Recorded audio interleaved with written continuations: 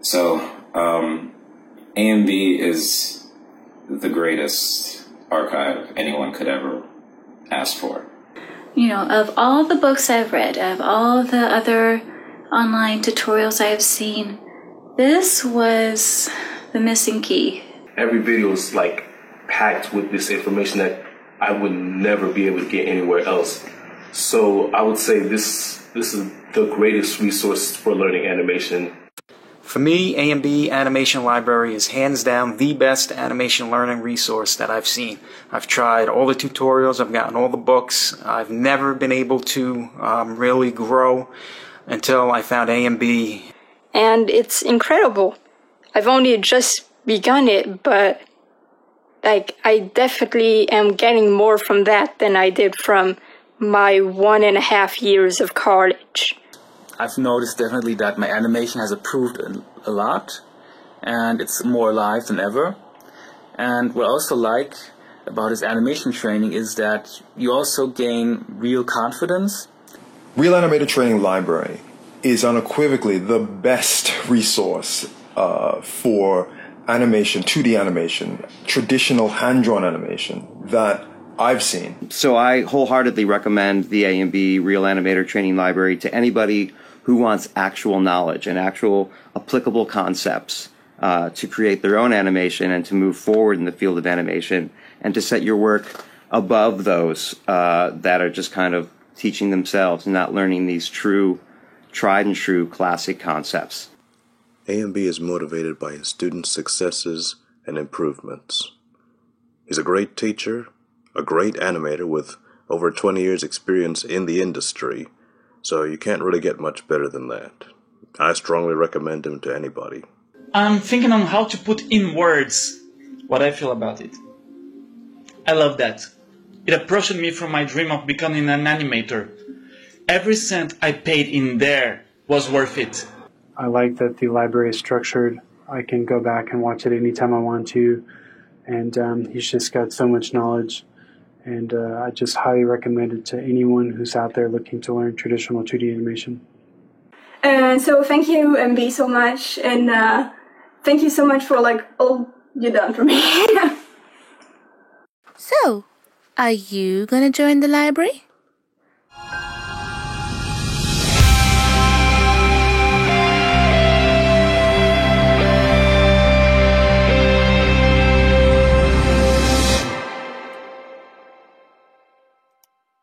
Hello, hello, and welcome once again, dear fellows, to another edition of AMB Animation Livestream.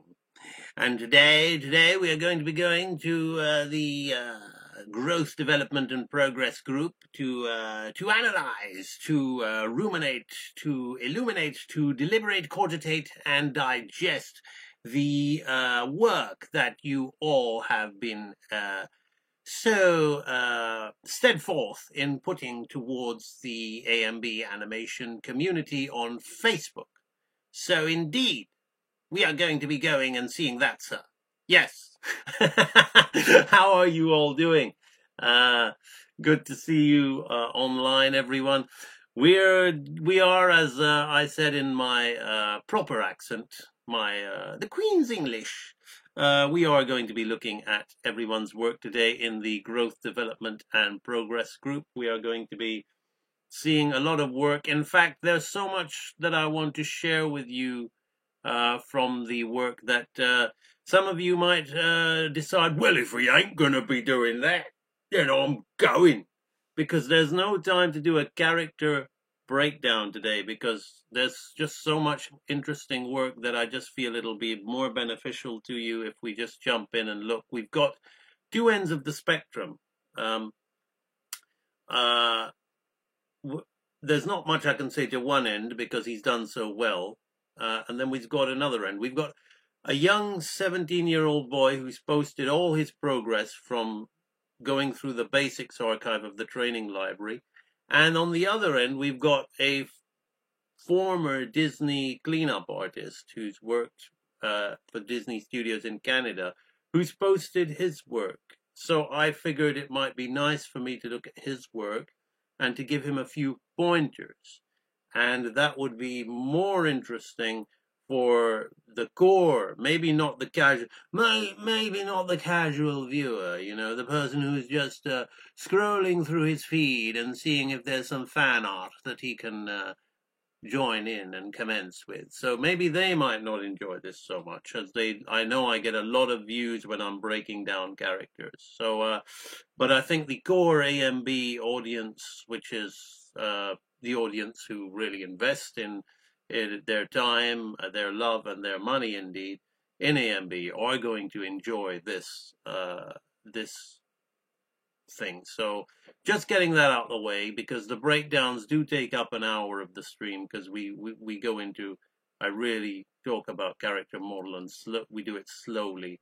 So I just figure we can save that hour and look at some people's work just for today. We will be returning to the back breakdowns next week. So sorry to disappoint those of you who may have been eagerly awaiting for that. Right, so let me just say hello to a few people in the chat, and then we're going to jump in and start looking at people's work. So we begin with the lovely Life Fantasy and Maurizio Flores. Octavio Velasquez, how are you, sir? The lovely Hervonia Baker, good to see you. The adorable KitchenCat.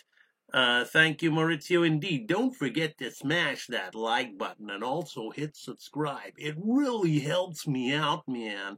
Dylan Doster, Dylan Draws, how are you, sir? Hung Ming Hui, Daisy Alvino Quisp, hello. Michael Elliott, I'm wanting to say hello to everyone here. Well, I'm willing to say hello. I'm waiting to say hello. I'm wanting to say hello to you, Michael Elliott. Cameron Allen Davidson Black. Cameron Allen Davidson Black. Cantinho Del Valle, good to have you back on my stream.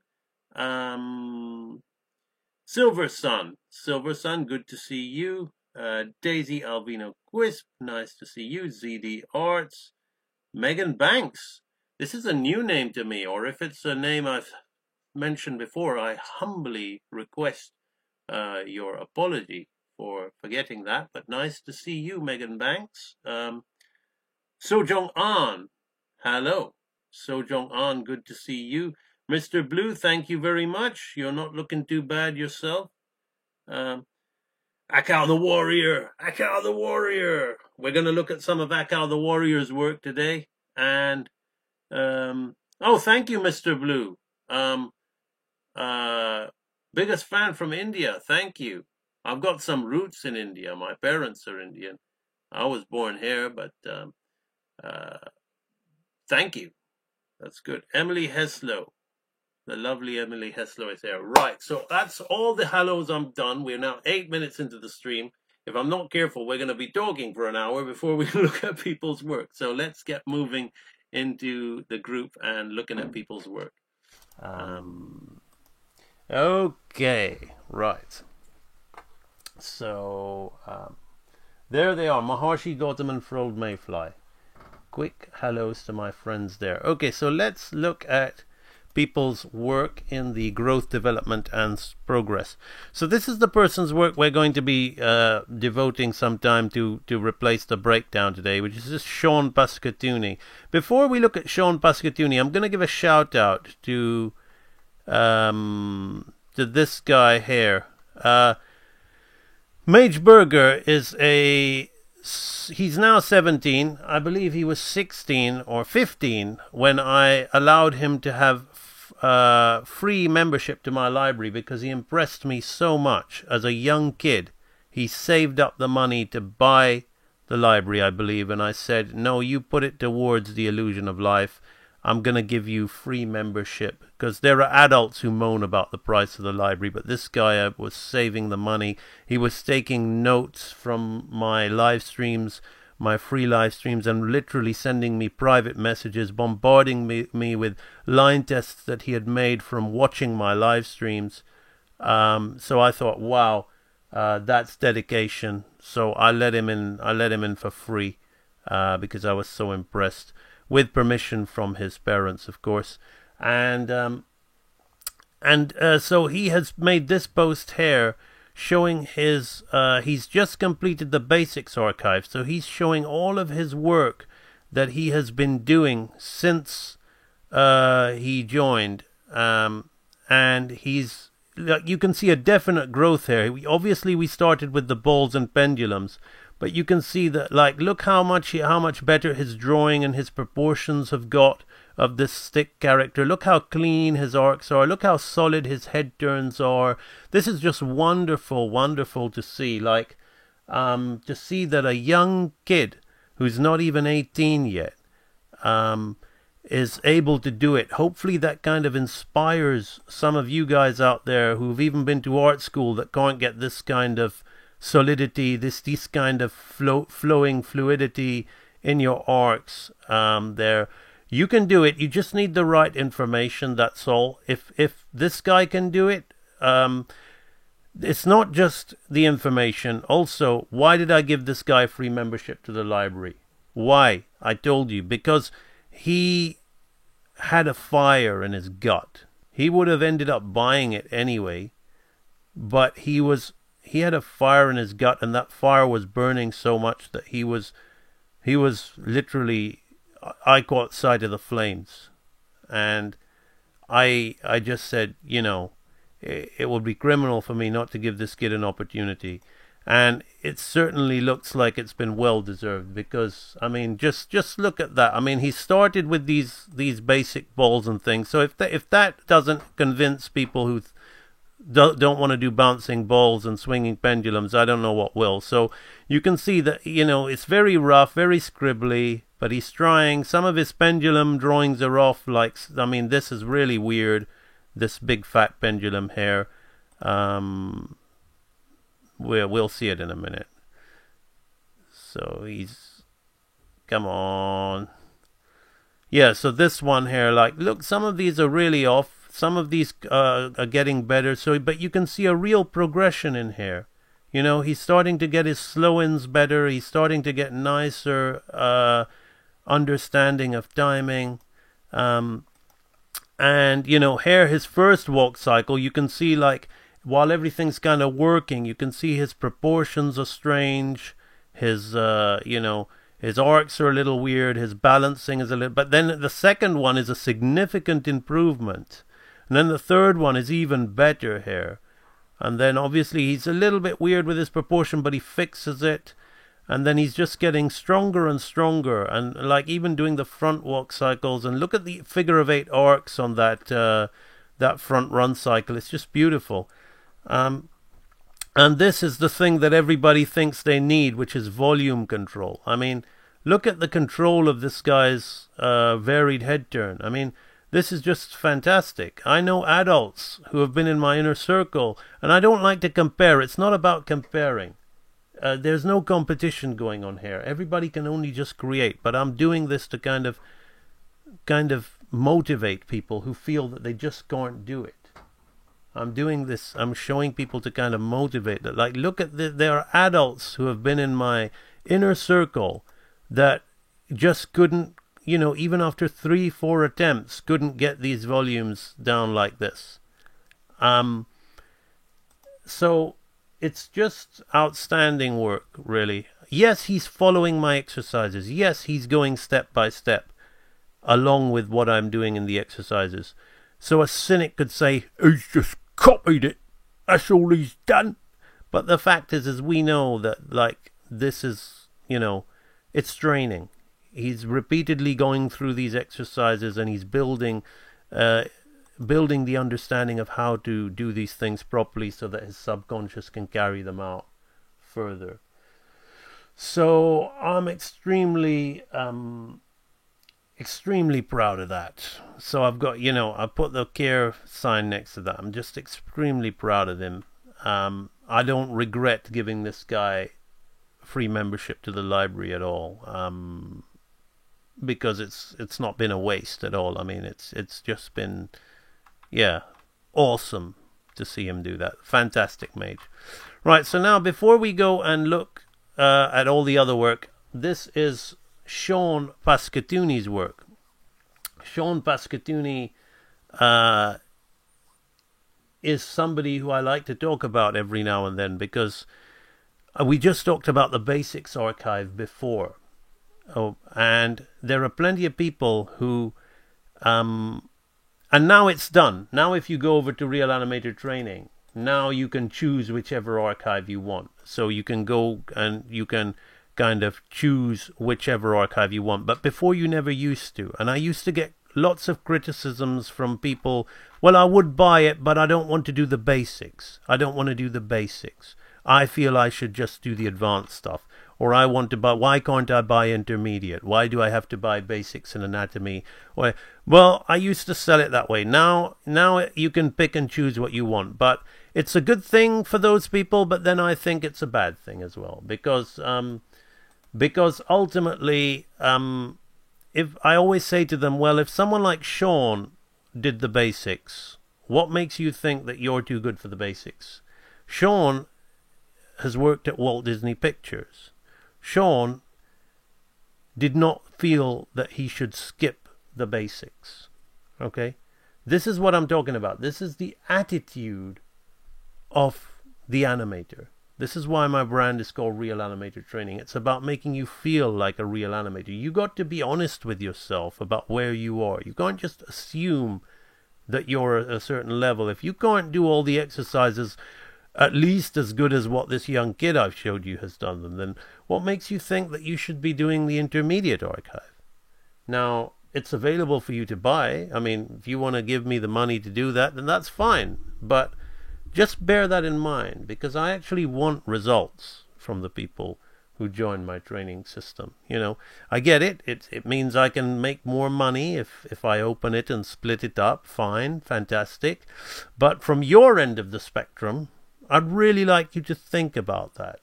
You've got a Disney guy here who's done the basics. And I said to him when he joined, you don't need to do the basics, Sean. You clearly know what you do. I said it. I said, no. I want to do the basics. And that's why I love having Sean in this group. Because I think it's a perfect example of never skip the basics. All right, that said, Sean's work is here. Now, Sean is posting his own work, and he's got a lot of love for it. In fact, I'm going to give it some love too. So Sean, you've been a bad boy, Sean. You didn't put this on YouTube, so I can't really slow it down. You forgot. Maybe you did it in the comments. No, so I can't slow it down. I know they're just your rough blocking, but I'm going to tell you what I think you can do to make this better. Okay, so we're just going to have a look at it a few times to see what it is. Okay, I'm not going to make it big because whenever I do that it bugs. So the dog jumps on the woman's behind.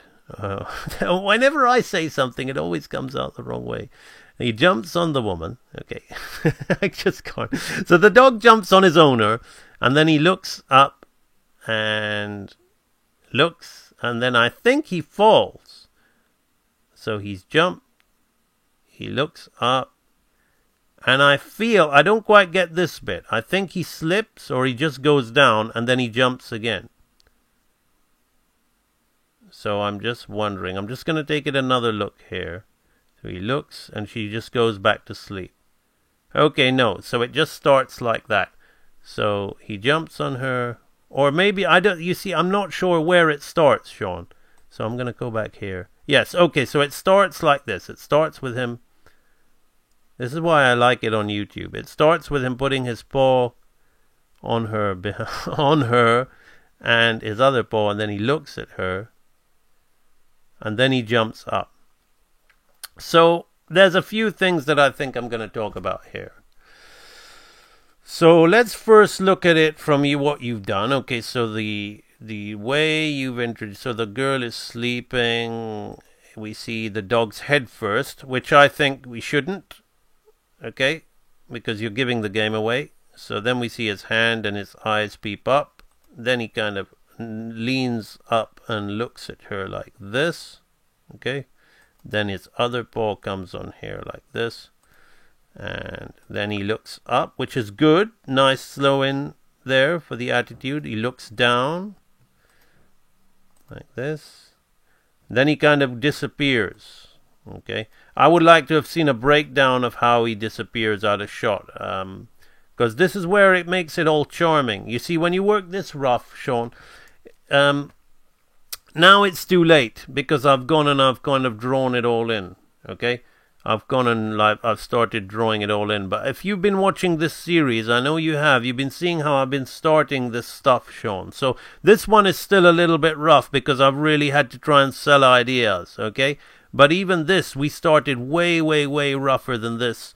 So it would have been nice, you know, even if you look at like, which I'm sure you've seen working at Disney, Sean, you look at like pencil tests, sometimes the animator will put it on 2s, like having the 2s on partials, even if it's rough blocking, and sometimes he'll put more breakdowns in 4s, get it down to 4s and 6s, because little things like this, opportunities like this where the dog is going away and the dog is going to jump back up, this is what makes it funny, you know. Also the woman's reaction. So these are like your rough, almost like, I would call this, you know, almost a thumbnail pass, Sean, where you could kind of show it and go, and then talk to the director about it. So, for example, that's the way I'm going to treat this as I'm looking at this, because I feel you haven't given me enough information to let me understand where you're going with the acting, especially with like, maybe there's information around here. Okay, there's information around here, and then there needs to be more information about how he exits the shot and how he comes back up. I feel when he comes back up, he kind of like, it's a very kind of straight line. We haven't really thought about the way he kind of arcs into the shot. So, for example, if he's going to exit this shot, I'm going to start drawing now. Okay, I took the wrong thing. Okay, we want this, and I've got to put the other screen on my other monitor. So I've got to put this on my other monitor. Right. So then, right. Let me add another frame so we don't get any onion skinning interfering with that. So, for example, before I start, I think you could do more with the owner here like this, right? So, the owner's here. So, if the dog's going to be up here, Sean, right? You want to think about his exit and entry point. Okay, so at the moment you kind of like have him exit like this and enter like this, which is very, very boring. It's almost like, so let's just look at that again, right? Let's just look at that again, right? So his exit point, it's almost, okay, he almost like, you kind of like have him exit like this way, right? But then his entry point again, I know he jumps from the ground, but his entry point is straight up from the sky, you know. So it could be like what you're going for, but I feel there should be a nicer flow to this. I would think like if you're going to do that, maybe have like a figure 8 kind of thing, like half figure of 8. So, or like you see now what I'm talking about here is, you see you could anticipate, drag him so the small figure of 8 comes up here. So he exits this way. I'm going to kind of rough and block this out myself, what you've done. Okay. And then he's going to re-enter here. Bounce. Okay. And we really could do more with the owner, but I don't think I'll have enough time to do the owner. I feel that you've kind of half-assed the owner. I feel you've kind of half-assed the owner. Okay. So I'm going to very quickly go and interpret your scene and give you some pointers on what I think will make it better and why, okay? Of course, you may not agree with all of them, and that's fine, but he posted it here, so I'm going to give you that. First, I'm going to think about the composition of your owner in the bed, okay? So she's going to be like feminine kind of figure. I'm not going to think too much about that, but I want to, since it's a big major part of the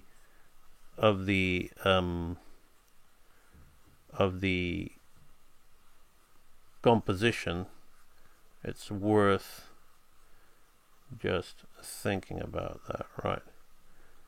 So I'm just gonna leave that there. I'm not gonna spend. We're focusing on the dog, right? So really, I would want to draw that anatomically better and figure out better shapes. But I'm kind of going with your composition. I would put it a little bit higher. I wouldn't have it so low. So if we look at that like that, I think we've got enough negative space here. I think your framing is just a little too low. Okay, it's a little too low, right?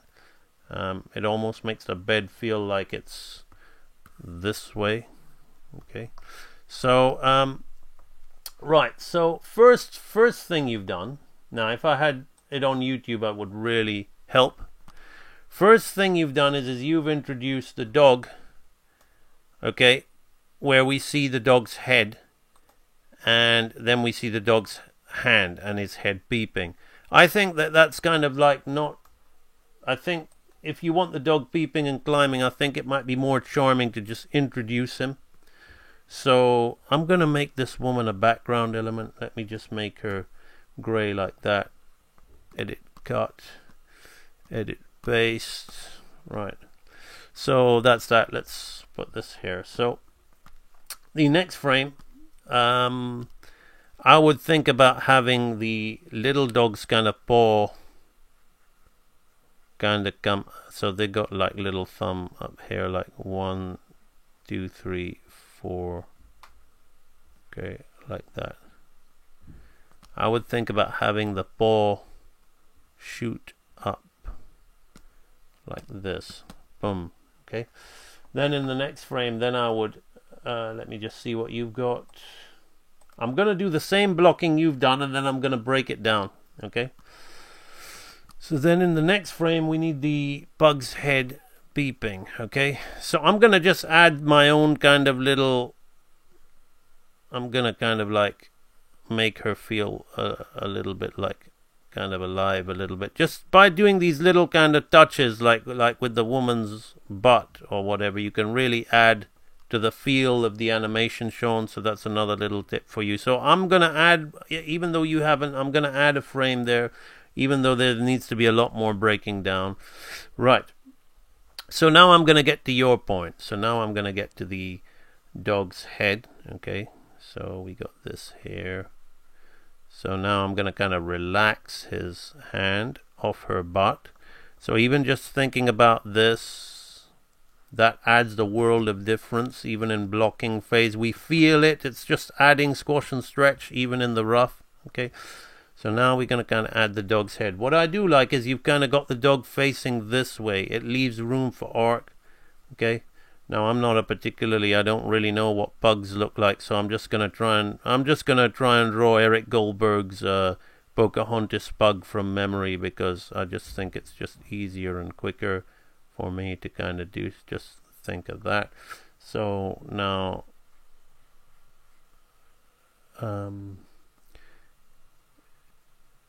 shall we have his eyes busted open? Yeah, it's your thing, so I can't really think about that just yet. I think it might be nice and cuter to have big eyes, big beady eyes, okay? And then that'll really give us room for breakdowns, okay? So we've got something like this, boom, boom, okay? So we have that.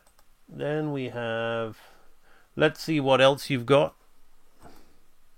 Okay, so he blinks. Okay, so remember, Sean, I did that video for you, and I put it there. I put that video again on the training library page to help people understand the caliber of people that join the training library. So, but I'm glad that I put it there, because it's going to help me tell you, Sean. So, Sean, you missed it again. Remember, I made this video for you, Sean, where I talked about subtleties, where we looked at this test that you did, and I talked about adding little subtleties even at the key stage. So here, where you kind of put the blink, I feel I know you're being subtle, but in that case, if we want to have that subtlety, what you should do is before this, okay, before this. Okay, I'm gonna have to change this. I'm gonna have to do this straight ahead rather than just doing this pose to pose the way you did it. Okay, because I'm gonna have to kind of yeah, so I'm gonna press down even more on her butt. Goodness me, what was that I talk about like all the time, picking on anime hentai people when I'm having a lot of fun? Right, so I'm gonna press down more. Now I'm gonna bring the head right up here. Okay, so I'm gonna really get a feel. So I'm gonna have to have a big introduction here like this, because we need to know how to be subtle. Okay, so I would just put this in here. So again, I'm not gonna concentrate too much on the drawing of the dog because I don't really have a design. So okay, so I'm just gonna go from memory of what I think Eric Goldberg's dog kind of looked like in Pocahontas. I don't know, I think it was something like that. So it kind of goes up, okay, and then we want to settle, because the settle is what's going to bring us, and the settle is where we can now throw the blink in. Okay, so then I'm gonna drop his head here. Okay, we're gonna have his hand come up here. I'm gonna drop his head. Okay, and I'm gonna keep that head on the up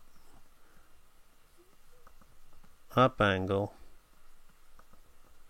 like this. So we're gonna drop his head, and I'm gonna put a blink as he drops his head, but that's not our blink. Okay, that's not the blink. We're gonna get to your point. Okay, so this is where your original first key was. I've kind of thrown this in here. Okay, now I'm just gonna throw in a little bit of overlap on the ears. Okay, now I'm gonna settle. So I was trying to save this stuff for after, okay, but let's just put it in now because it's subtle stuff. So now as his head comes down, it's gonna come up like this. Maybe bring him a little bit more central, bring his ears down like this.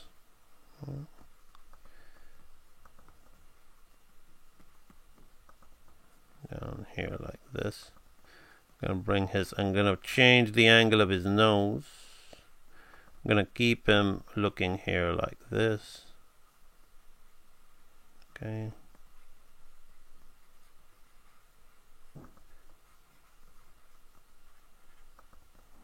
Gonna have something like that. Okay, so we got like this. So what we have is we have the introduction like this now, and for this to read even better, I've just started, let me just go in again. For this to work even better, it's okay. Now before I'm jumping the gun, okay, it's just exciting with what Sean's done here. So okay, now Sean, I'm gonna do what you did. I'm just gonna put a subtle blink, but I'm gonna do it slightly differently. Okay, so I'm gonna put a subtle blink by removing the sky. Okay, so everything's gonna be pretty much staying the same, but what I'm going to do is I'm going to change the angle of his eye line very slightly, very, very slightly, right? Just this way, very, very slightly. Now, you wouldn't really do this on roughing stage, but the reason I'm doing this, and I know you didn't, but the reason I'm doing this is I'm not sure whether you would know to do this, okay? Because I did make that whole video for you before about doing this, but if I don't see it in the test, this is another thing. When you present your test to your animation director, many times he would tell me stuff and I would go, I know that, I know all this. I used to have this friend who would talk like this. I know all this, I know it all. He's telling me what I already know. Oh. But the thing is you didn't show it to him, so too late. He's gonna tell you, right? So I'm gonna change the angle of his head this way, okay? And then as it does that, I'm going to open his eyes, right? And we might want to keep it. It's your choice. You might want to keep it going that way, but me, I like to always play with the line, right? I like to just, okay, create this kind of like, I'm going to open his eye. Open your eye. I'm going to open it slightly bigger, just make him look super, super cute. Okay. Change, very slightly change the angle of the dog's face, okay? Now, the way I'm roughing this dog at the moment, it's so flat, you could think that you could get away with sliding the cutout, but we're just roughing here, so you know, so change the angle of the dog's face like this, right? So we have boom. Okay, now if we look at that, okay, up like this, okay, and then what I like to do, you don't have to do this, I just like to do this because I'm like a milk cow. Okay, so you could, if you want, you know, if the reason why I changed his eye line to go this way than that way is because I want to do this milk cow thing. Okay, you don't have to do it. You can, if you're starting to change the eye line this way, you could just continue the arc and keep it cleaner. But the reason, I think Life Fantasy knows what I'm gonna do. I think she is now with me with my work. So this, I'm gonna be cheap. Okay. I don't suggest you be cheap. Look for opportunities to trace back and draw, but at the moment, because I just want to be quick, we're just going to have him blink again. Okay, like this. Okay, and then I'm just going to delete this layer. I'm going to copy our friend here. I'm going to put it in here. So I love to milk the acting with the double blink. So just by doing that, we kind of really feel the thing. In fact, just because I shouldn't have kept it static, okay, because it takes away the flow. But you see what yeah, animate it properly. I'm not going to linger on here. You know what I mean. So now, in order for this to work better, you know, I'm going to sell this thing just a little bit more now, right? So I'm going to come from here. So really, I could animate backwards because that's what it should be, but I feel that I want to go even higher now. So I'm going to change this extreme, right? So I'm going to keep what I have here, and I'm just going to change this extreme. I'm going to bring it further back, like swinging pendulums. Okay, 1, 2, 3, like this. Boom. Okay, and then finally, since we're working this rough, it doesn't take time, Sean. It really doesn't take time for me to just go in and add a favor. Okay, a favor. But as I favor it, I'm gonna splay his hands like this. Boom. Okay. Boom, just like that, right? So he comes up, he does a double blink, and now we're going to look at the next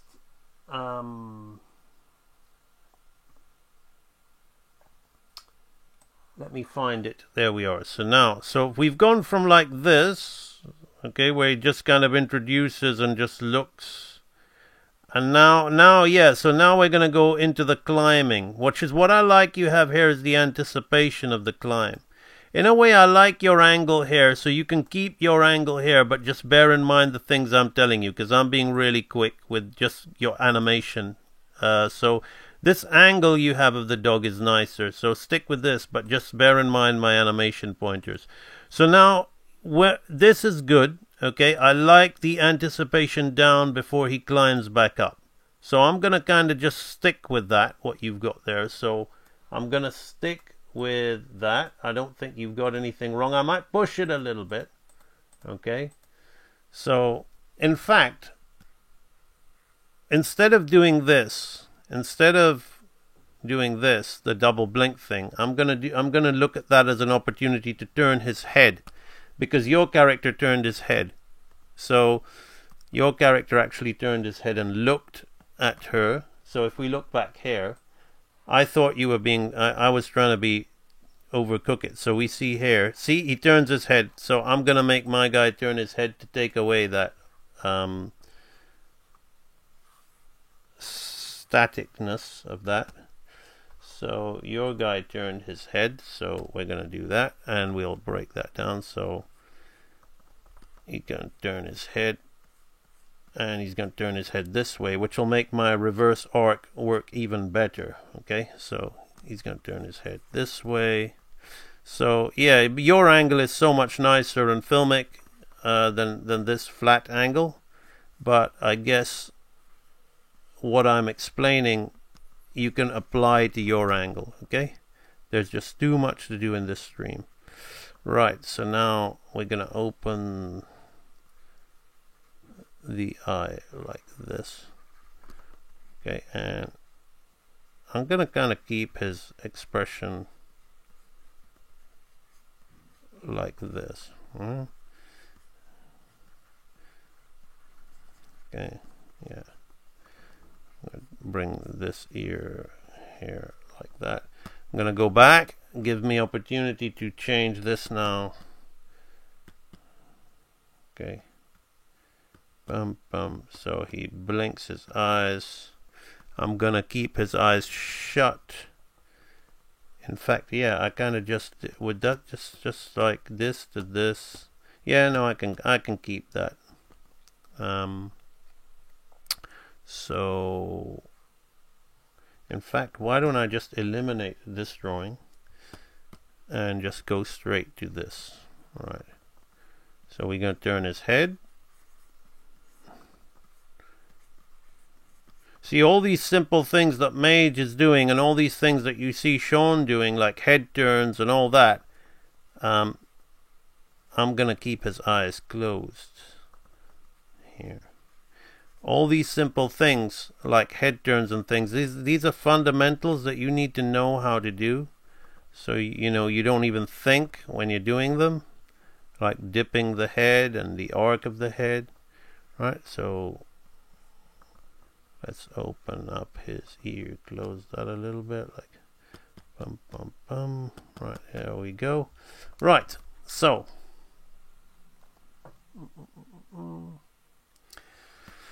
so he's here. Yeah, that's it. So he comes up there and he looks. So the hand comes up and he looks. Okay, as he's here, we might want to settle and hold this. Okay, so I'm gonna just I'm gonna duplicate this for a few frames. So as I scrub, you get the idea of the timing. There we go. Yeah, so that's gonna be more like that, right? So now let me rewatch what you did. I like to involve it with the audience so you can see. So I really like this, Sean, really dig this. So he looks and he that little bit that you really get the weight, but I feel we can push it a little bit. I do feel we can push it. So yeah, nice, nice. So I'm looking at the arc of your nose. I feel the arc of your nose is a little bit like hair. It's just you're on the same arc. You're missing opportunity. You're missing opportunity to dip the head. Okay. Okay. But I like the arc of the hand. You see your head and your hand are kind of at the same timing here, Sean. Which is a bit unison. Okay. See, the head and the hand are almost like moving together, which we don't want. Okay, so I know this is just your keys, but the reason why I'm telling you is I feel that this is some information that might not be. You did tell me that even though you're cleanup, there was the reason why you wanted to stick with the basics is there's some things that when you look at animation from those animators you didn't quite understand, which is fair enough. So hopefully this will help you fill in those gaps. So I'm gonna play with the humor of him on the kind of woman's butt as he's kind of going to kind of anticipate and climb himself up. So I'm gonna kind of like, we're gonna kind of like press. She wouldn't have that much. So we're gonna kind of press like this, press down. Okay.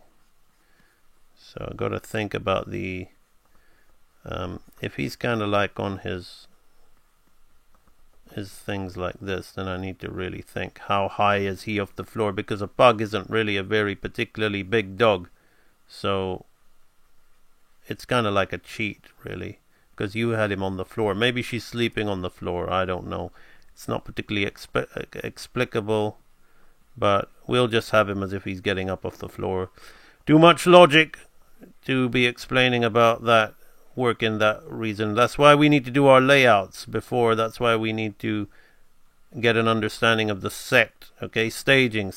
But we'll stick with this. Okay, we'll stick with the fact that he's going to be lifting this paw off the floor. Okay, so let's have this. Bum. Okay. Now, as the arc is coming here, I'm not going to go back up on the same line as you did, right? So what I'm going to do is, I like the way you introduced the big back of his body, okay? And the shoulder element would be coming up like this. So his scapula would be there. His little hand would be like this. This would be pressing even more. Okay, like this. Now the head, I'm not going to make the head go up with the arm like this. You did make the head go down. You did put a downward angle on the head, but I want the nose to do this. Okay, I don't want the nose to do this, right? I want the nose to do this. So I'm going to rotate that head even more, like this. Okay, we're going to have all kinds of separations in the eye. Notice I'm also playing a little bit with the eyebrow expression here. Okay, so now the nose is going to I'm kind of keeping the nose. I'm going to have to keep the nose there. How would the top of this dog's nose go? Okay, I kind of almost keep the nose on the spot. Okay, the trick is, okay, I forgot he's kind of like on the woman now. Oh dear, it always comes out in a Freudian way. Okay, so I'm gonna put his cheeks here like this, right, like this. Bum. Oh. So I'm still going to try and do this with the nose, right? I still want to look for opportunity for me to do that with the nose, right? So I'm going to take the head this way, okay?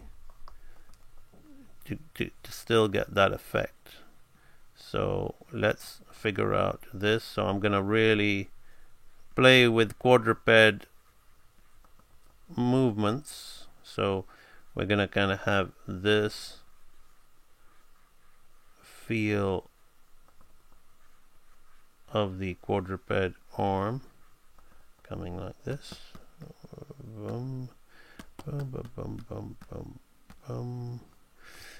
In fact, yes. In fact, I don't like that. I want to push it even more. So I'm going to think about his shoulders moving completely this way. Okay. So I'm going to drag that nose and drag that head. Right?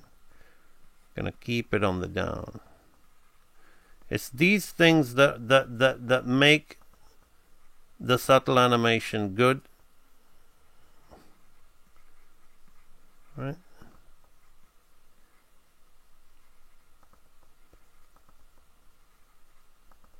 So we're just gonna keep his ears here like this. So now This top portion will be here. I've got to think about his body now. Okay, I'm being very, very loose with his body, because quite frankly, you did a good job with the body. What I'm trying to show you, Sean, that'll make you lift your game, is the subtleties of the arcs, okay? It's the subtleties of the arcs, what I'm trying to... So is this now. I might have to lift this more. Creates a better silhouette, okay? If I lift this more like this, creates a better silhouette. Boom, boom. Now we're getting more anatomical.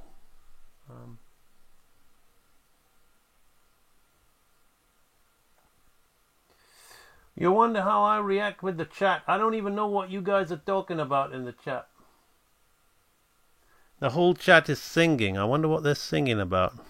Okay, so now can you see the arc where we're really kind of pushing the weight? Okay, now what I'm going to do, you can see why I'm putting it this way. So I want to go like this. Okay, so if we look at what happens here, right, it's nice. It's nice and it's subtle, but maybe you're going for subtle, but I feel you know, the stuff I'm showing you here, you can tone it down, because at the moment everything is moving together, like the arm and the hand.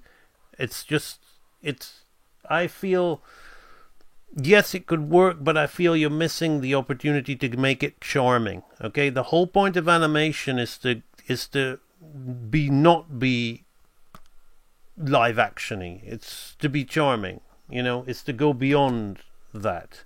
Some people would say otherwise, but then, you know,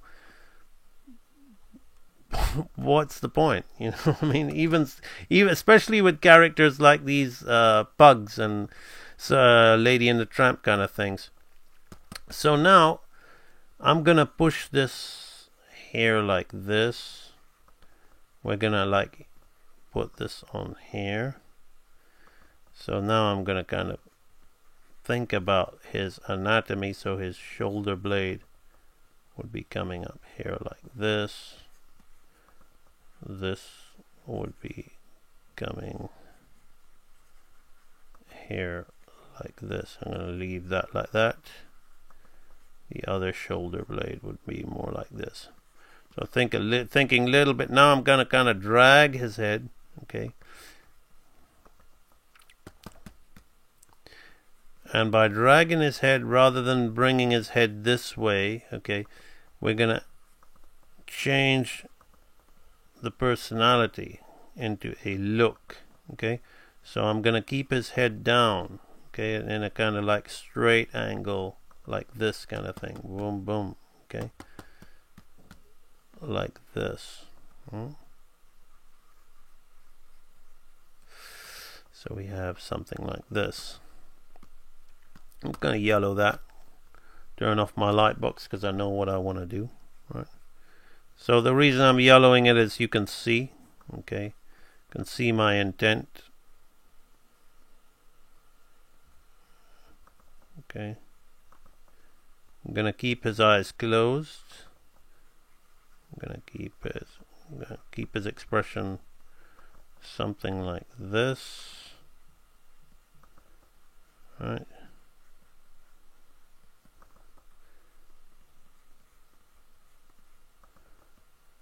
This will now be on the owner. And bring the ears up there like that. There we go. Right.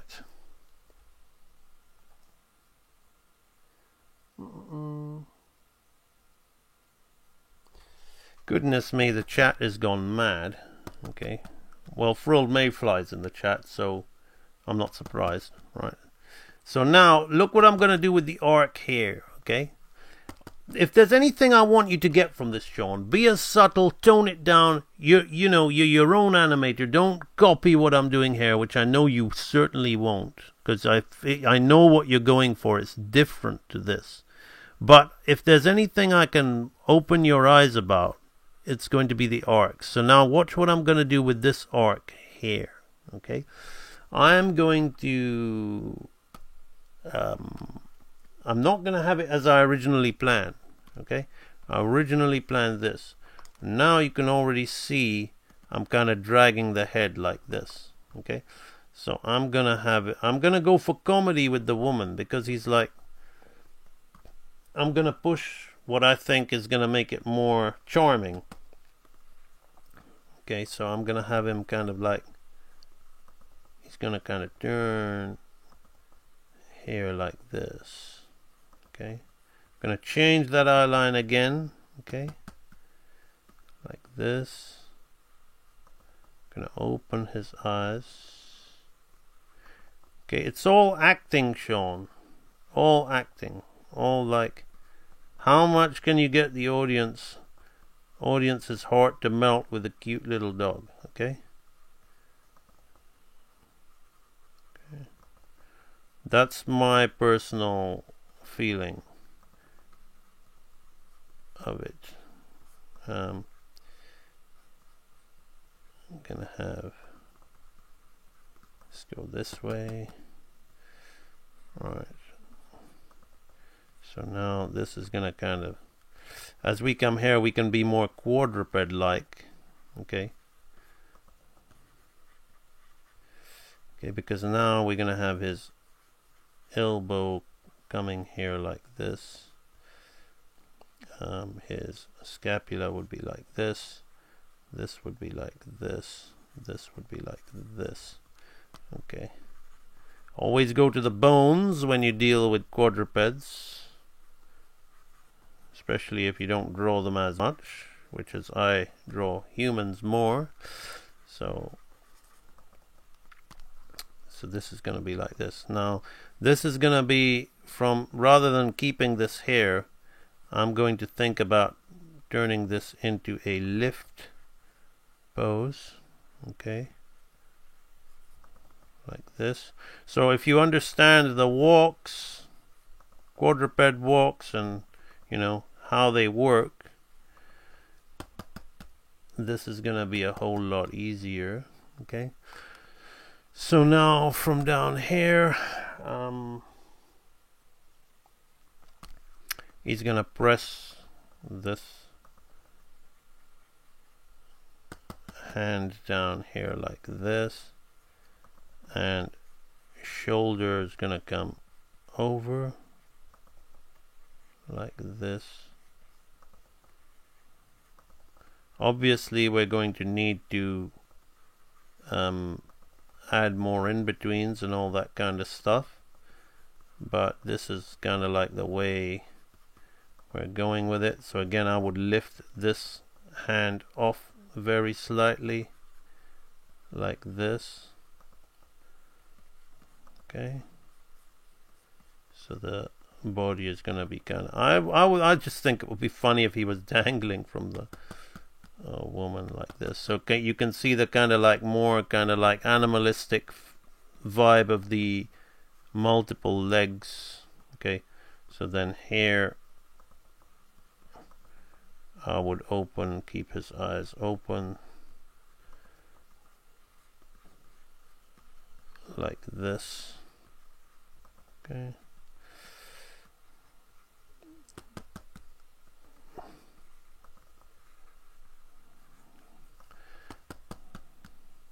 I think I can keep that as is.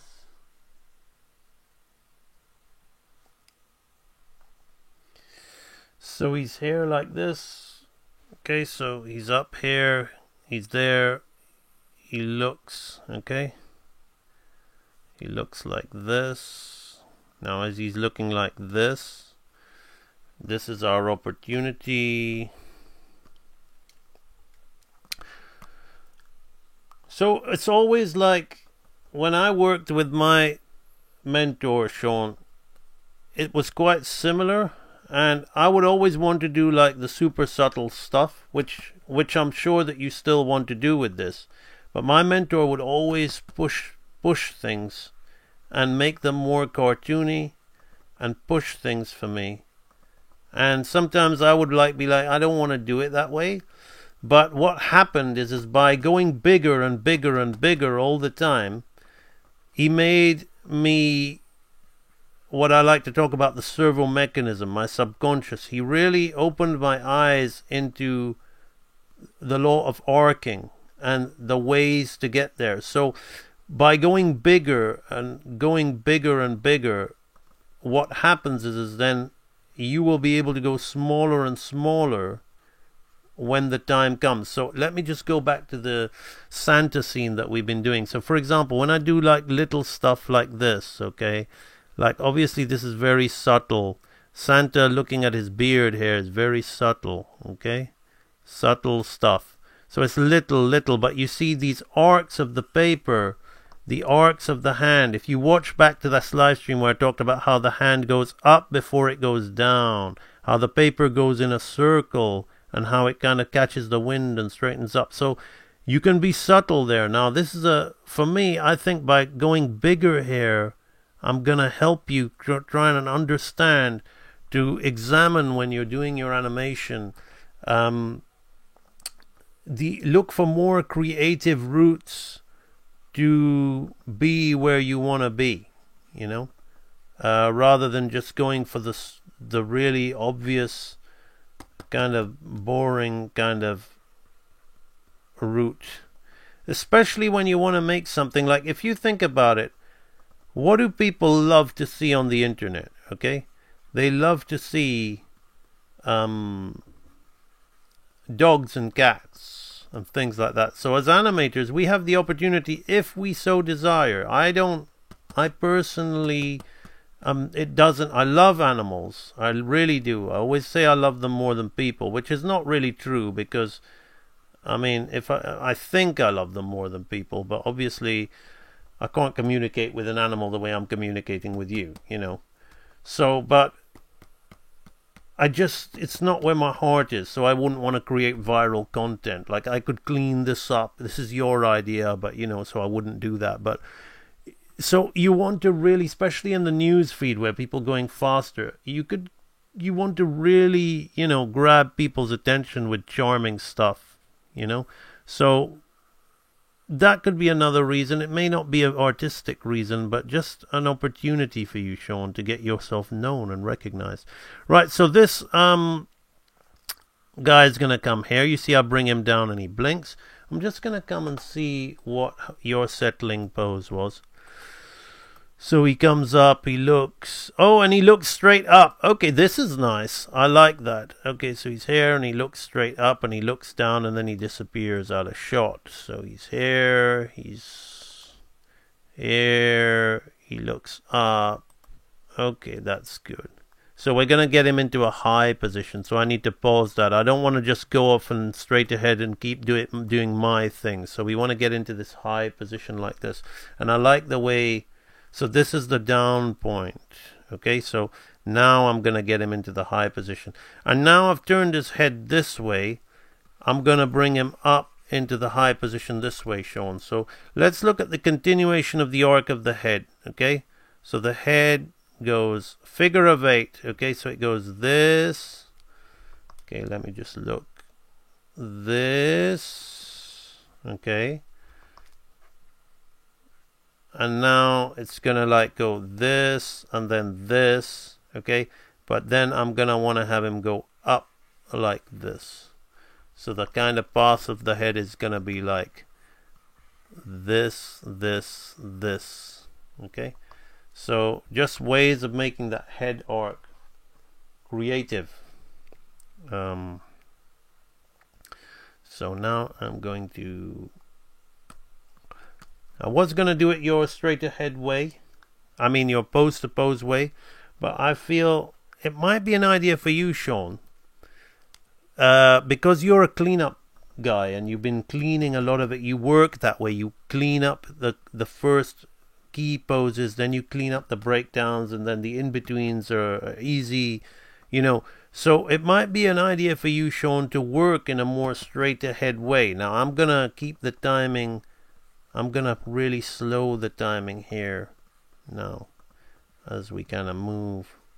So by you working in a straight ahead way, Sean, I feel it'll loosen you up. I think. I think it can kind of loosen you up. To open your imagination to the possibilities of what can be done with arcs. Spitfire, this badass Spitfire storyboards is online.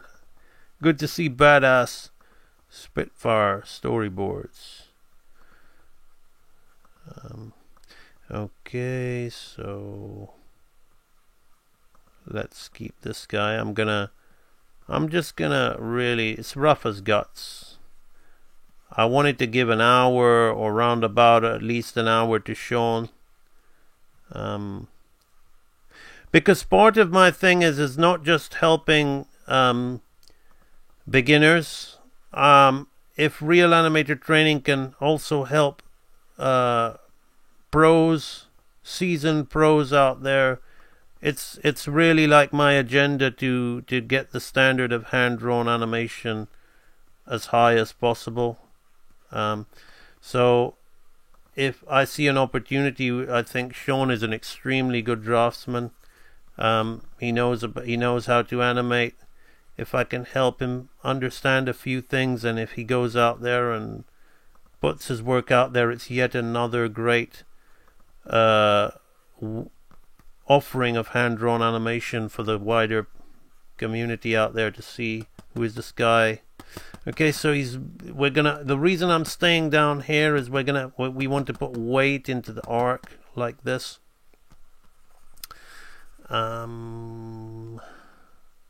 Oopsie, we want to duplicate that. So now, obviously, I'm not doing this all straight ahead.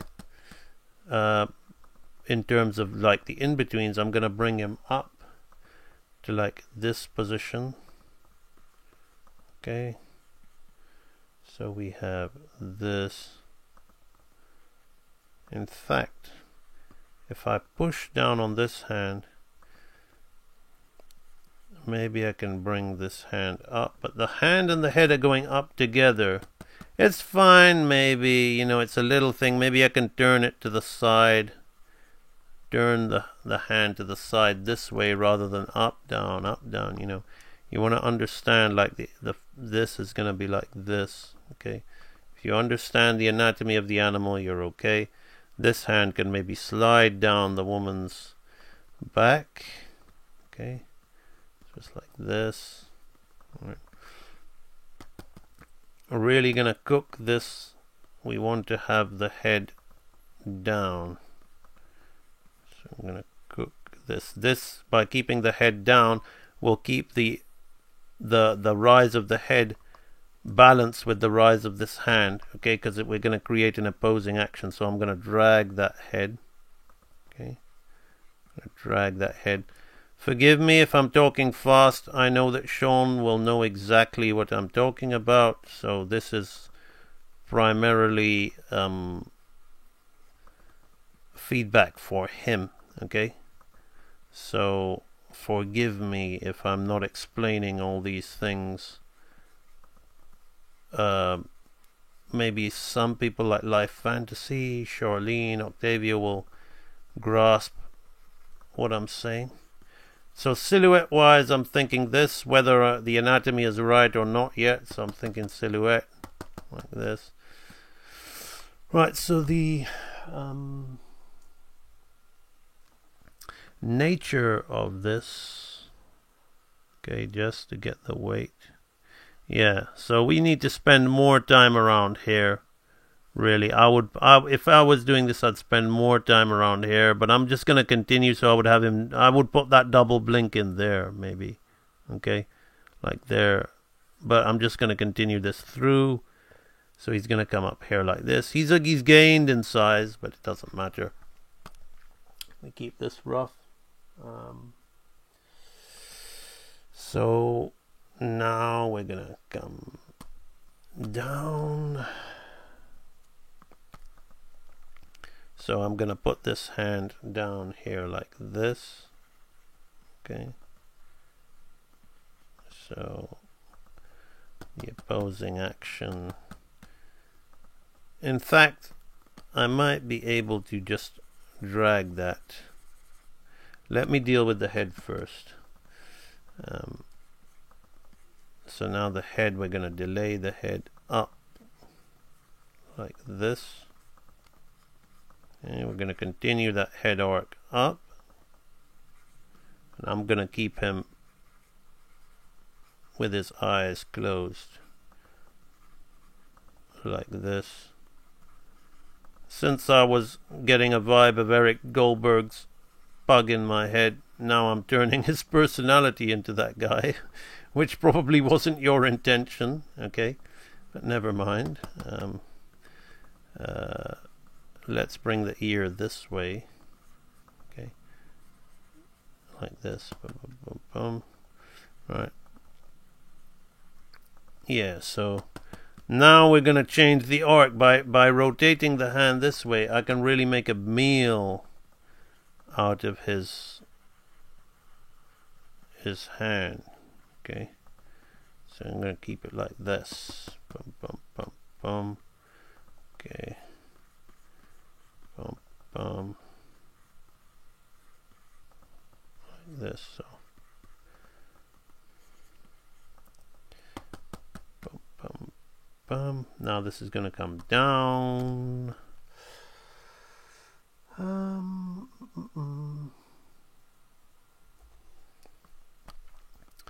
So we're going to press this guy down here like this.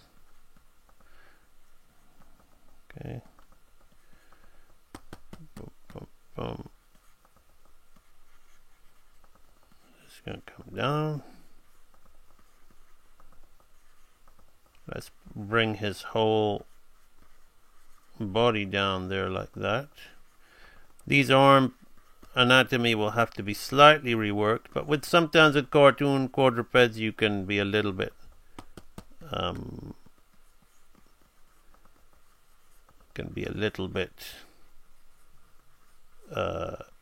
how shall we say,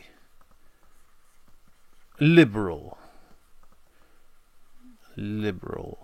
Okay, so I'm going to open his eyes here like this.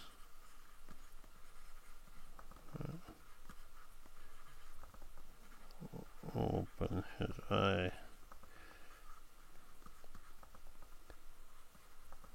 Yes. Boom. There. 1 hour 12. We need to be getting through this. Okay. So we're like this. So we're here. Okay. I'm gonna be slow. He goes here. He goes here. Okay.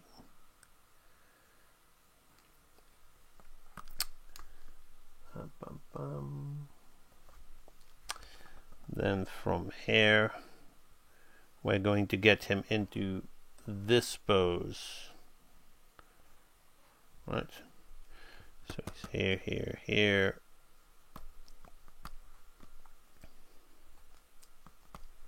Bum, bum, bum, bum, bum. So turn of the head.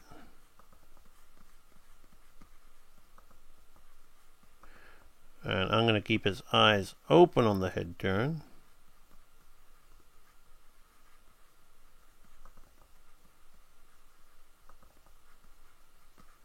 Okay. Which is a little bit different to what you learn. But I kept his eyes closed throughout. And then I'm going to blink as he finishes the head turn. Okay.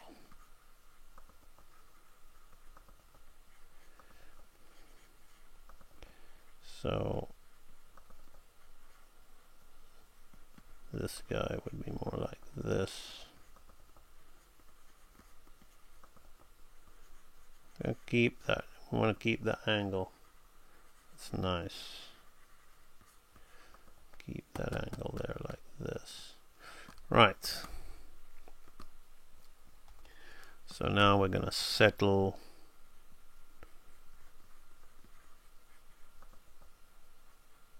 on this position.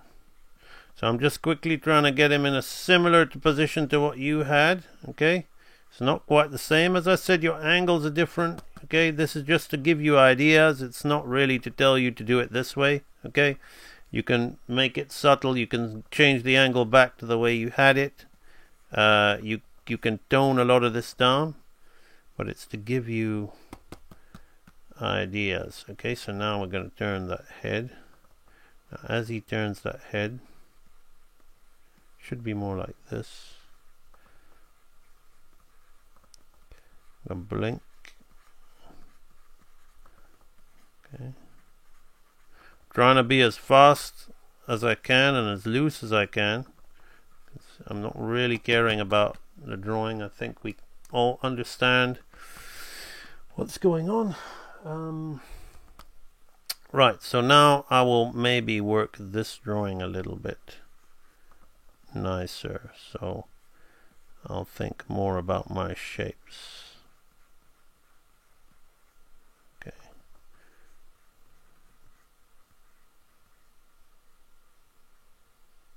Okay, like this. And then his head.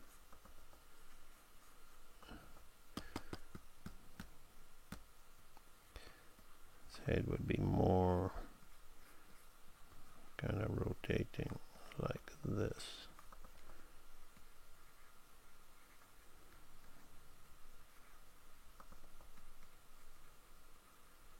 So let's just give him some kind of definition.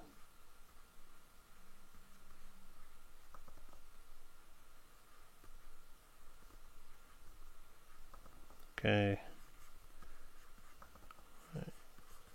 That.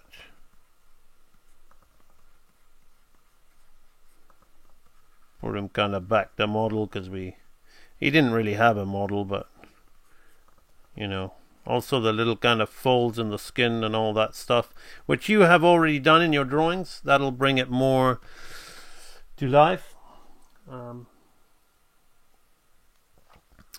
So yeah, we now have this. So his hair, he reaches up, he looks, as he looks here, we need to add a frame there really, and then he kind of goes here like this. His hair goes here. What I'm gonna do, because I don't think it reads, in case you don't understand that, you'll understand it. This is for my audience's sake. Okay.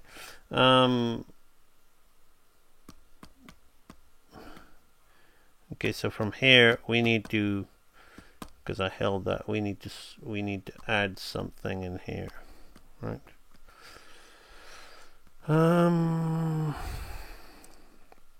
So his nose is here, and his nose is here.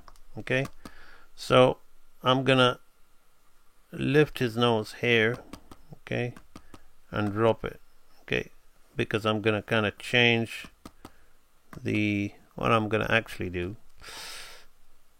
is the eye line is this way, the eye line is just this way.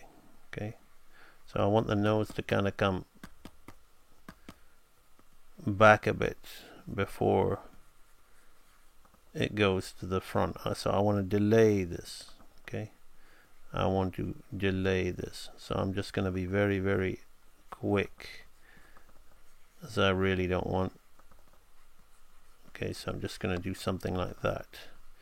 That's enough, right? So when we look at that, we should see that, because it's important to know about how to space that. You don't just want to put an in-between in the middle, okay? So it takes away the weight, okay? So similarly, hair, okay? Hair, okay? This again is the same thing. So it's important to know what to do here as well.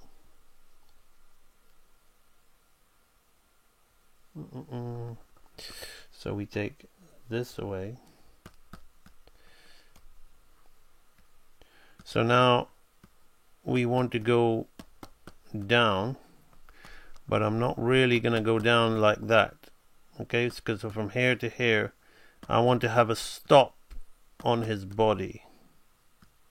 So his body's continuing a down motion, but I want there to be kind of like a stop point. So I'm going to bring his body up a bit, okay? So we're going to need to in between all these as well. Just because like I'm doing it like this, it doesn't mean it's you see, it's, you know, Sean, I'm kind of talking to my audience now. We want to stop. We don't want just continuous flow, okay? It's not supposed to be continuous flow, okay? That's to be kind of like a few little break arcs, but nice break arcs, okay? Nice break arcs, not bad arcs. Break in the arcs, break the rhythm to give it that more illusion of life, okay? So we're not just going to in between hair and hair and slow into that. We're going to do something like this, okay? So to keep it there, I'm just going to do that. Okay, so now when we watch it, how much does style, pose, and shape? Take style out of that, because style is just style. Pose and shape has everything to do with it, okay? Pose and shape has everything to do with it. Right, so now how you see, just by slowing it down at those points, it reads better, okay? So where hair comes up, he looks, he goes there, he goes there. So now we're up until this point. So what I'm going to add here, and I'm going to add this at my own peril. I'm going to ruin my whole animation, okay? This should be done on a slow end, but I'm going to just keep it, I'm going to keep it as it's rough. This is going to be really, really stiff, okay? But I just want to spend some time here before he exits the shot. So this is rough. We never animate this as just a static, okay? But I'm going to keep it just as a static. This is like manga now, okay? Nothing is moving. I'm just blinking like that, okay? Well, we never do that, okay? I'm just going to leave that because it helps you see the timing of the scene, okay? I'm just going to do a little thing here because I just can't take it. Sorry. If I just do this and just do this.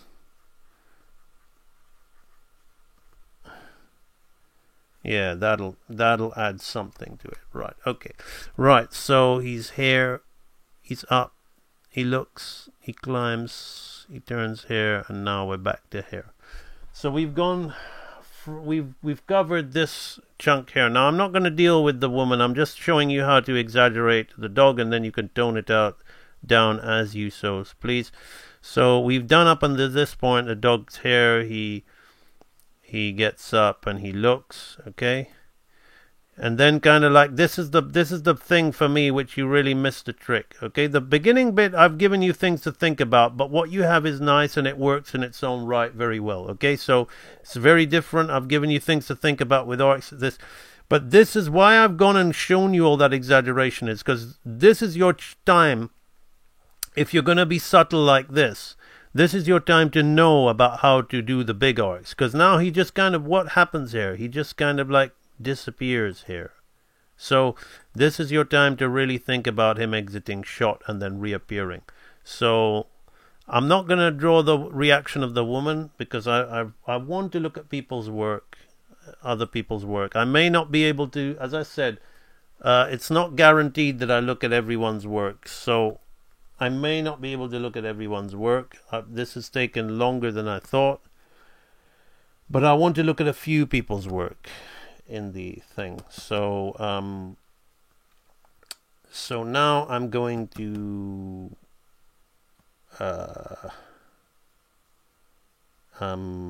so now I'm going to have him exit the scene. And now I'm going to exit the scene like this. So we're looking at the dog here.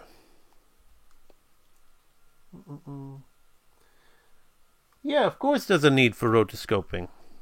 Rotoscoping is an art form in itself. Here's a quick way to go viral.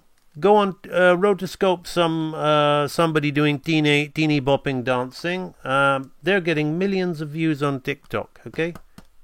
Millions of views. You can build yourself without even having much of this knowledge. You can be bigger than me and have more of an audience than me and potentially make a lot more money than me. Just rotoscope some teenagers dancing with some of that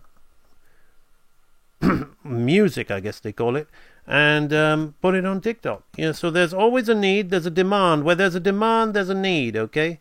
That's what you need to understand. My existence... Okay, now I'm going to talk about this. Okay, basically, my existence on here is not about filling a demand that is a throwaway market and making a quick buck. I would love to make a quick buck if I could, but I don't have the passion to just go chasing the buck like that by just tracing teenagers dancing on TikTok. And if I wanted to, I could animate some twerking butts and put it on TikTok with the latest songs, maybe open a t-shirt line about that. I just can't. It's just don't have the energy to. So I'm about this stuff, okay?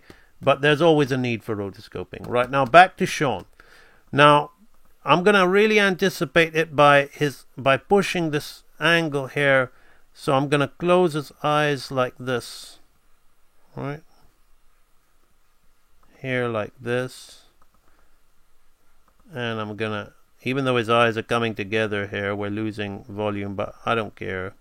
Okay, I'm gonna kind of like have this kind of shape. I don't have any model for this dog. I'm just kind of going from memory of that cute dog in Pocahontas, which was a pug. I'm going what I remember it to look like. So I don't really care if I'm out. Right, so this thing is gonna come up here like this, right? I'm gonna drag his ear so that we're gonna slow into this pose, okay? We're gonna slow in and we're gonna straighten this. Everything is gonna kind of straighten up. This is anticipation, okay, Sean? The law of anticipation. Anticipation, okay?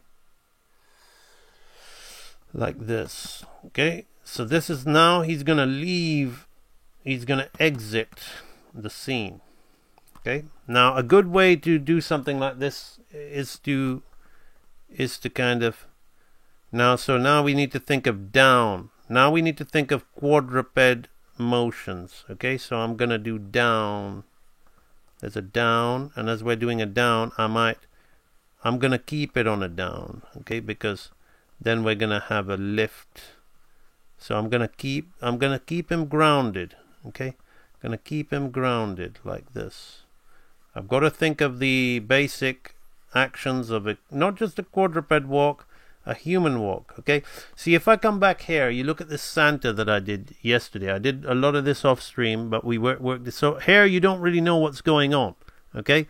But if I come out, okay, I animate it outside of shot, and you see everything, all of his actions are genuine. Look, he's in a down pose when he's going to shuffle and take a couple of steps as he turns, and I'm going to animate those. But I'm thinking about downs and pass positions and things like that to get the turn right. So when I'm doing this thing, when I'm going to be thinking about those things, like to get the mechanics right of when the dog moves and stuff like that. So here I've just been kind of animating a fun head, okay, and I'm gonna linger on the woman, okay?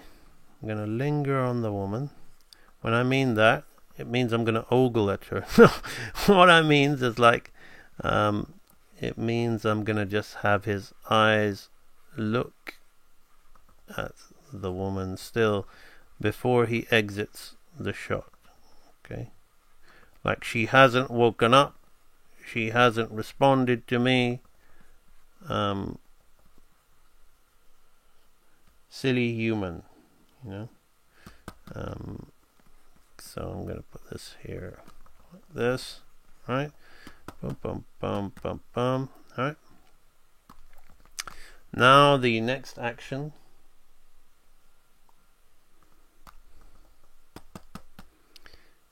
We're gonna have, it would kind of like slide down off the woman, so maybe I would have this. You just can't.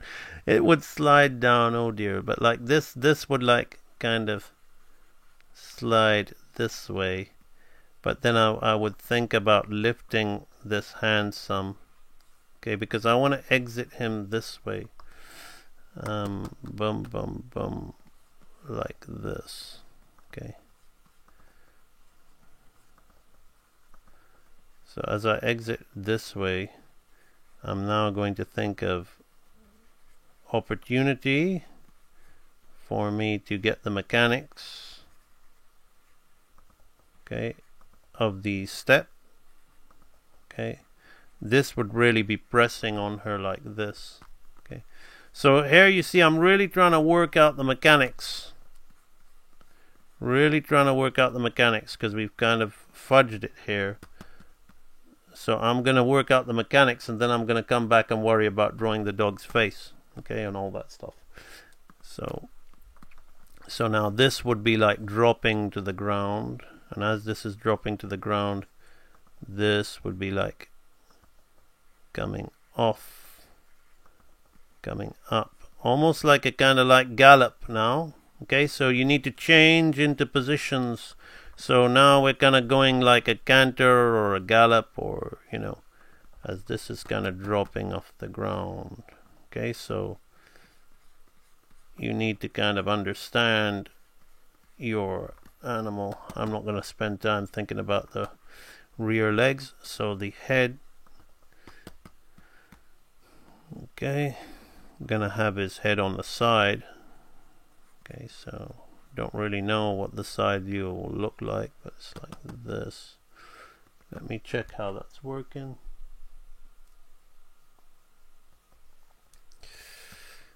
Boom. Yeah.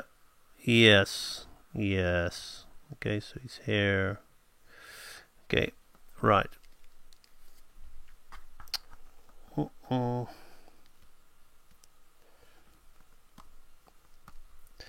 I'm going to kind of leave the dog in this format because it's just taken, it kind of proves we've kind of done what we needed to do. Okay, so he's going to be down here like this. Now this arm is going to be like this. Right. So his head is going to be off here. So we need to understand, you want to animate animals or humans or things, you need to know how their locomotion.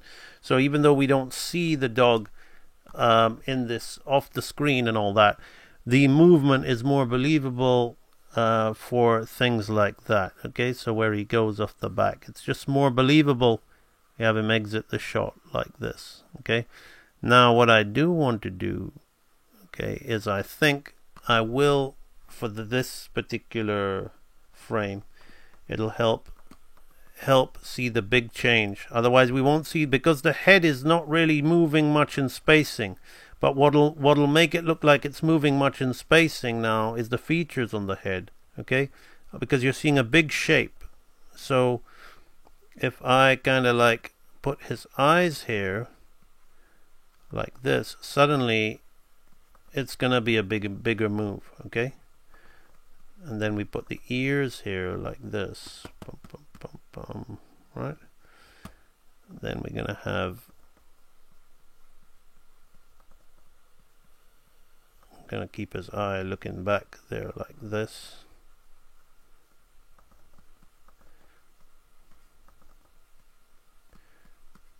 Let's just have this for the ear. That. Okay. Bum bum bum. Right. So out. Ear out. Okay. Right. Bum bum bum.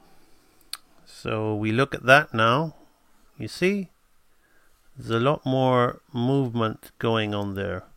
Let's look at the framing as it should be.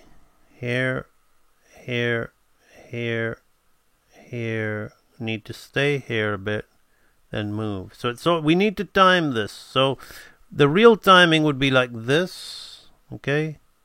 This,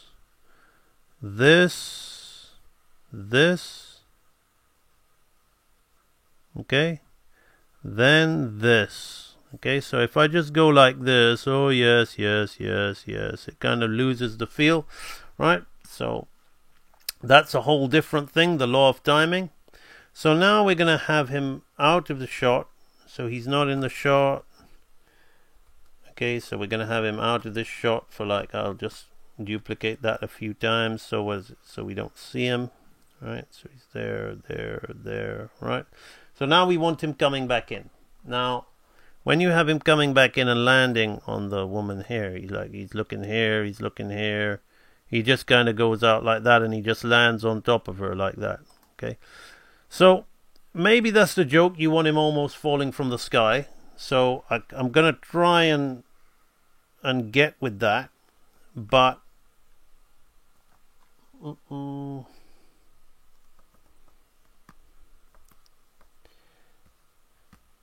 what I want to think about is having this going this way. So, Frilled Mayfly, I'm probably not going to be able to look at your mic stuff today. There's not much I can say about it, but there were a few drawings I wanted to talk about, but probably not going to be able to look at that. I'm going to just skim through some of the library posts after doing this. So this thing is going to... When it rains, it pours in the group, okay? And I just feel that, sometimes to break the pattern, this kind of, seeing this kind of stream is actually really kind of educational, okay? So you're kind of getting an insight into what an animation supervisor might say to an animator on a project. So I'm going to try and bring him in like he's almost like he's exit this way and he's back this way, okay? But I'm going to think about his mechanics of being like almost like a galloping dog, okay? So we don't need to worry about that.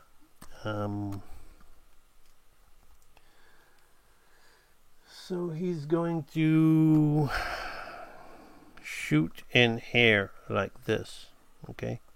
So as he's gonna shoot in here, I need to bring this arm more out. So this is the contact arm, this is the up arm, okay?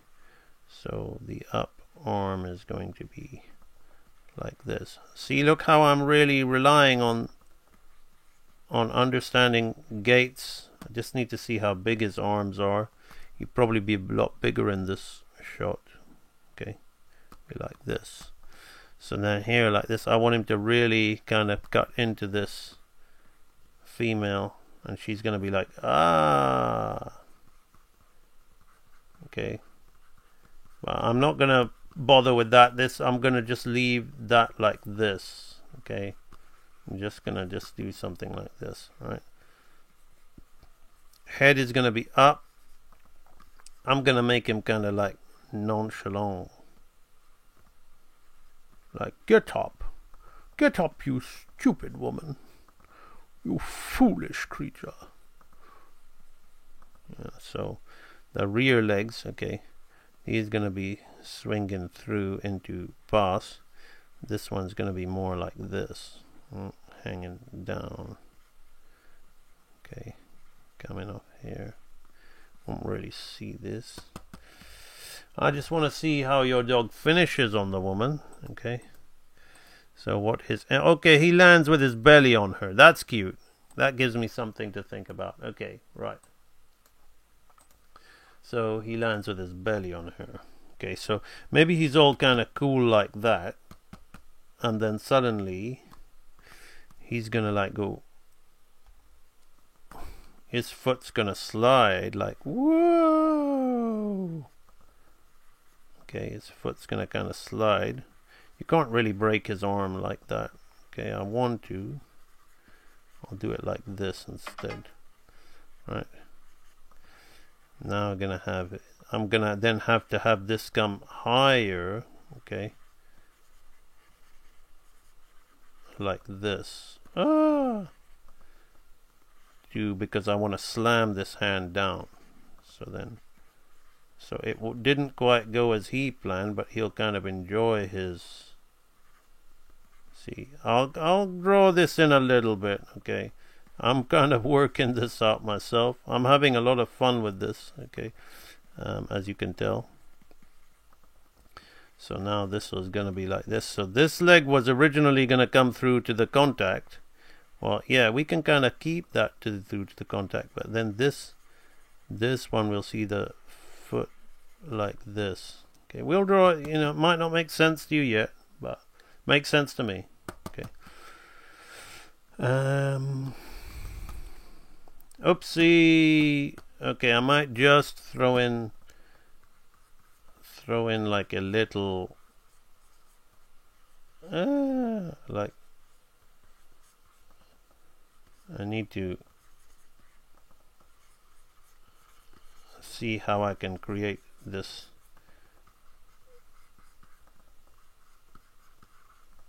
Okay, I'm just roughing an idea for the woman. I'm not going to bother with the woman. Okay, I'm just roughing an idea to give me a feeling of what's going on with the. Now this guy is going to slip through, and this boy is going to come straight down, trying to balance itself. Okay, as his head is going to go here like this. Eyes are going to be open still. I'm going to turn this way. Foot can hit the butt like this. Boom. Yeah, that's nice. Boom. Yep. And I'm not even going to bother animating the woman now. It's just go into the dog here like this. Gonna relax his head down. Poof. He's gonna come down like this. Gonna come this way actually. This is gonna kind of come up and in. Can get it more human-like for the joke. Okay, and then finally,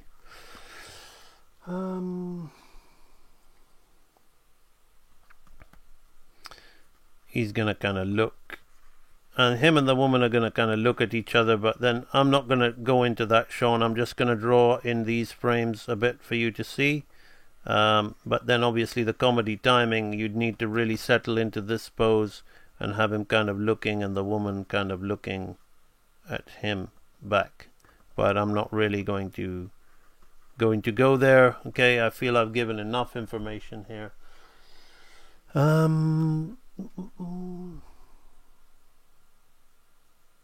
Always with the butt, AMB. You're damn right. Yeah, so he's there, he's out, and you can see he's gonna kind of like come in like this. Now I'm gonna draw this in, and the timing is gonna really make this. At the moment it's just like what it is. So again, if I scrub through this without thinking about the timing, it would just lose half of the appeal. So I'm trying to think about the timing, okay, which will make this what it is. So now, let me just very quickly go in. 1 hour 43 minutes. We've basically taken up the whole stream doing this, but I think it was worth it. Okay, some of these feedback streams can get very repetitive, so I think it was definitely worth it. This is what I would call a highlight stream to a group member. You're all aiming to get to a certain level, okay? You have the library. The library is what you're following. It's helping you, but now you can see what you seeing me doing like this with someone like Sean who's worked at Disney, I feel this is gonna really motivate your subconscious. So you're kind of in a group where you got not daily, but you have weekly contact with me on some form. It's not guaranteed, as I said. It's looking like I'm not going to be able to look at much work at all aside from this in the stream today. But you can see what your peer group is. Your peer group is, you know, industry people who have worked at the creme de la creme of hand-drawn animation. Okay, so it's not just me I'm talking about here. You're in the same group as someone like Sean Pascatuni, who has been good enough to share this work, and I think it's a really good opportunity for you to watch me work with Sean. I don't like the word critique. Okay, I'm not critiquing Sean. I'm helping Sean. Okay, I hate, and I have to swear with a capital F, I fucking hate the word critique. Okay, because it puts a subconscious negative in someone's mind. However much they say, "Oh, I'm good with it. I'm open with it. I want people to critique. It's just a bad word." Okay, I'm not critiquing Sean's work. I'm helping Sean see things that perhaps you see how my drawing is so much nicer when I can rework it after I know what I'm doing. But never mind. I'm helping him see things that he otherwise would not have seen. Okay? Had he not reached out to me. So it's you, by watching me help him, you're kind of getting the feel as if you're in an animation studio, okay, and you're sitting in on a daily, where on a daily wouldn't really be this in depth, okay. This would be more one-on-one between the animator and his supervisor, okay. But you're kind of seeing the kind of stuff that my mentor, okay. When I worked with my mentor, I stayed in his house for 3 days, and it was 3 days of this. And I had 3 days of this with my mentor, basically, taught me more than 3 years of my animation degree, which taught me absolutely nothing. So that's not a bold statement, okay? But those 3 days with my mentor changed my animation life forever. So me doing something like this with Sean, I'm hoping, maybe not for all of you. You've got the library now, okay? The library is already doing that. But I'm hoping that you're seeing this and seeing how somebody else did something, and then seeing an interpretation of it, of how it could have, how much further he could have gone with it. Will open your eyes to think about your own work, how much further you can go. Don't be easily satisfied, okay? So now we're gonna come here. Okay, I feel his eyes should be closed at this point. You see, now I've just by playing with this dog, it's not my design. I didn't do anything. I just made it up from a memory of Eric Goldberg's thing. Okay, it probably looks a bit too much like that if I remember. Maybe if I look at the real thing, it won't. But you also see how the drawing of this dog has drastically improved now. My subconscious has become familiar with the shapes. Okay, so that's another thing, Sean, to loosen up your drawing and to get better flowing drawing. Do straight ahead animation, okay? Pose to pose is very, very good, but I think for someone like you, who's worked in cleanup, who literally has lived their whole life on a professional level on a pose to pose basis, because cleanup can never if it is, Sean will correct me, but I really don't think so. I don't think cleanup is ever done straight ahead, unless you're rotoscoping or tracing, and even then, I think it wouldn't be straight ahead. So, Sean, you've worked pose to pose all your life. Okay, so my recommendation to you is, it's Richard Baisley, Akau. Have you read The Thing? Richard Baisley. I've had many mentors, but I call them mentors, but some of them have been my bosses, like Uli Meyer, who I've worked with. I've learned from a lot of people, but my first real mentor was Richard Baisley, who was a lead animator. He designed and animated Hercules' parents in the film Hercules. He worked with John Pomeroy on Captain John Smith. He was the lead animator of one of Ozzy and Drix. He was a sequence director of The Iron Giant. I did a lot of Hogarth and the spy guy. I don't even know his name because I fucking hate The Iron Giant. So he was also one of Bluth's lead animators. He was a animation supervisor on Thumbelina. He worked on Rockadoodle as a lead animator. So he's a big time Bluth. The universe brought me together with him and changed my life. And when I tried to work with you guys, I tried to give you that experience that I had with Richard. So it goes like this. I think it's funnier if I put the blink here and open the eyes in this one.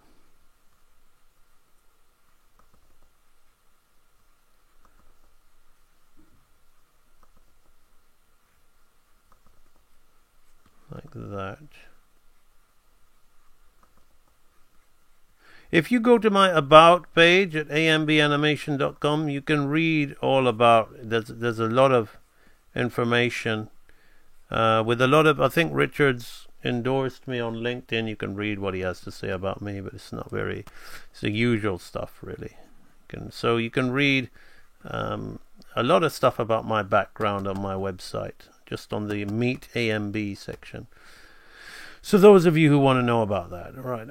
Okay, so now he's going to turn his head up here and he's going to look at the woman. Now, of course, as I've put the woman out of shot, I've kind of deleted that. It's maybe not really going to read so well. But we're just going to kind of put there like this. He's now looking to make his own live action movie based on wrestling. There's a certain old fashioned wrestling, so I think he's looking to raise about 3 million to make that. He's in talks with Tyson Fury to star in it, so I don't know what'll come with that. This is all, I'm not like giving anything away because this is all press release stuff that I'm quoting. So he's moved into live action now.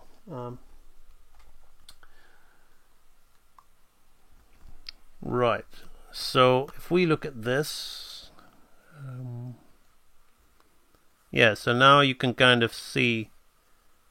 Obviously, with the breakdowns and in-betweens, we can make it so much more. And because the woman's not reacting, it's looking, it's not looking as nice as it could. But we're just looking at the dog.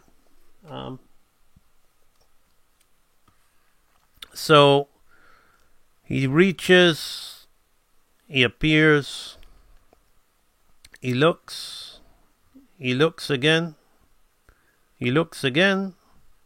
He exits and he appears again. And of course, as he appears here, I think what I'm going to do, because it's just, we want to feel the comedy of this shot. The dog's all good and all that. But, staging is very, very important. So I'm just going to very, very quickly get a blue here. So we're gonna kind of drag this wrist here like this. She's gonna kind of be like this, okay? And the next one, so again, gonna be straight ahead. So now we're gonna be like, okay, what was Zentron saying about me always enjoying the woman's body? There you go, Zentron. Okay, so we got that. Okay, then we're gonna bring this arm up here like this. Okay.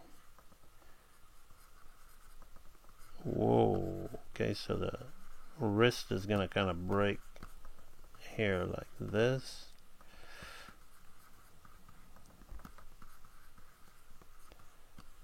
So we're gonna kind of like open the eyes here like this. So now this is gonna kind of hunch in. I really need to think about this properly, okay? I'm just kind of just putting something to so the scene reads, okay? So now we're gonna kind of shoot the arm out, okay? Because everything's reactionary, so her reactions are gonna be delayed. They're gonna be, the dog's gonna cause and she's gonna react, okay? So this arm is gonna shoot out like this. So she's gonna kind of like, oh, like that. Let me just make it my own kind of like AMB lady. Well, not really. Not enough time for that. Okay, right, and then this is gonna kind of be. I'm just gonna leave that there like that. So bum bum bum bum bum. We're gonna kind of like, let's just drop the arm. Okay, drop the arm. Bum, bum, bum, bum, bum. Okay,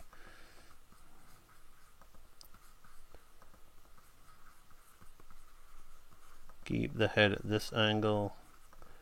Blink the eye. I may need to come out wider so we see the framing of this. Okay, so then in the end we're gonna turn her head here, so that's where there's gonna be the settle.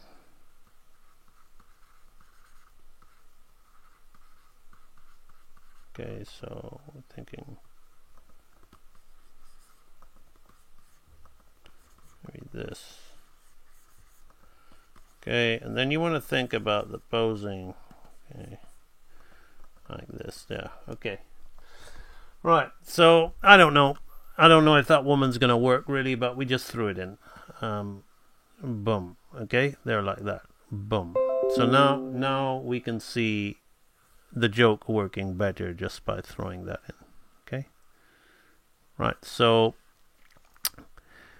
we have the hand come up. He looks again. He gets up, he looks again. Okay, like this.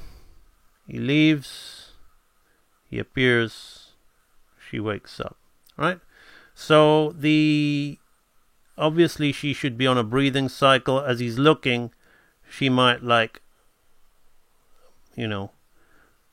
move her hair over her hand or something, but she's clearly in dreamland. Okay, so we need to really think about the woman properly in a shot like this.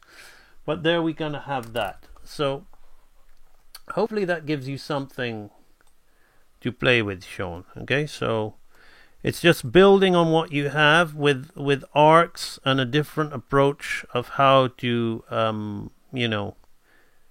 really add charm to the scene, really add charm. So hopefully I've given you an insight into arcing, and I think by loosening up, by working on straight ahead, you're going to get even better. Because what you put here is a rough blocking pass. I would say this is a kind of like virtual like thumbnail pose test. especially near the end here. You see, the end is the real thing that's really gonna like make people. You want the end to be funny. Okay, beginning, I think what you have is okay. You know, if you want to be super subtle, you don't have to do things the way I showed you. I just given you a few ideas, but the end, you need to be. I think you need to be more creative with your arcs, and when he hits the woman, she needs to be reacting in her own way. So, cause and effect. The dog is the cause, she is the effect. So, if we see he's the cause and then her action is secondary. So you need to really kind of break this stuff down if you want to do a rough blocking thing.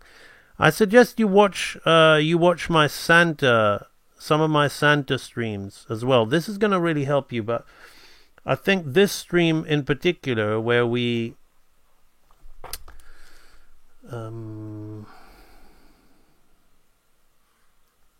this one will help you, okay? Get how we make between two extreme poses. How do we make it so interesting? That'll help you. And this one will help you for how to break down, okay? The one where we break down this scene, okay?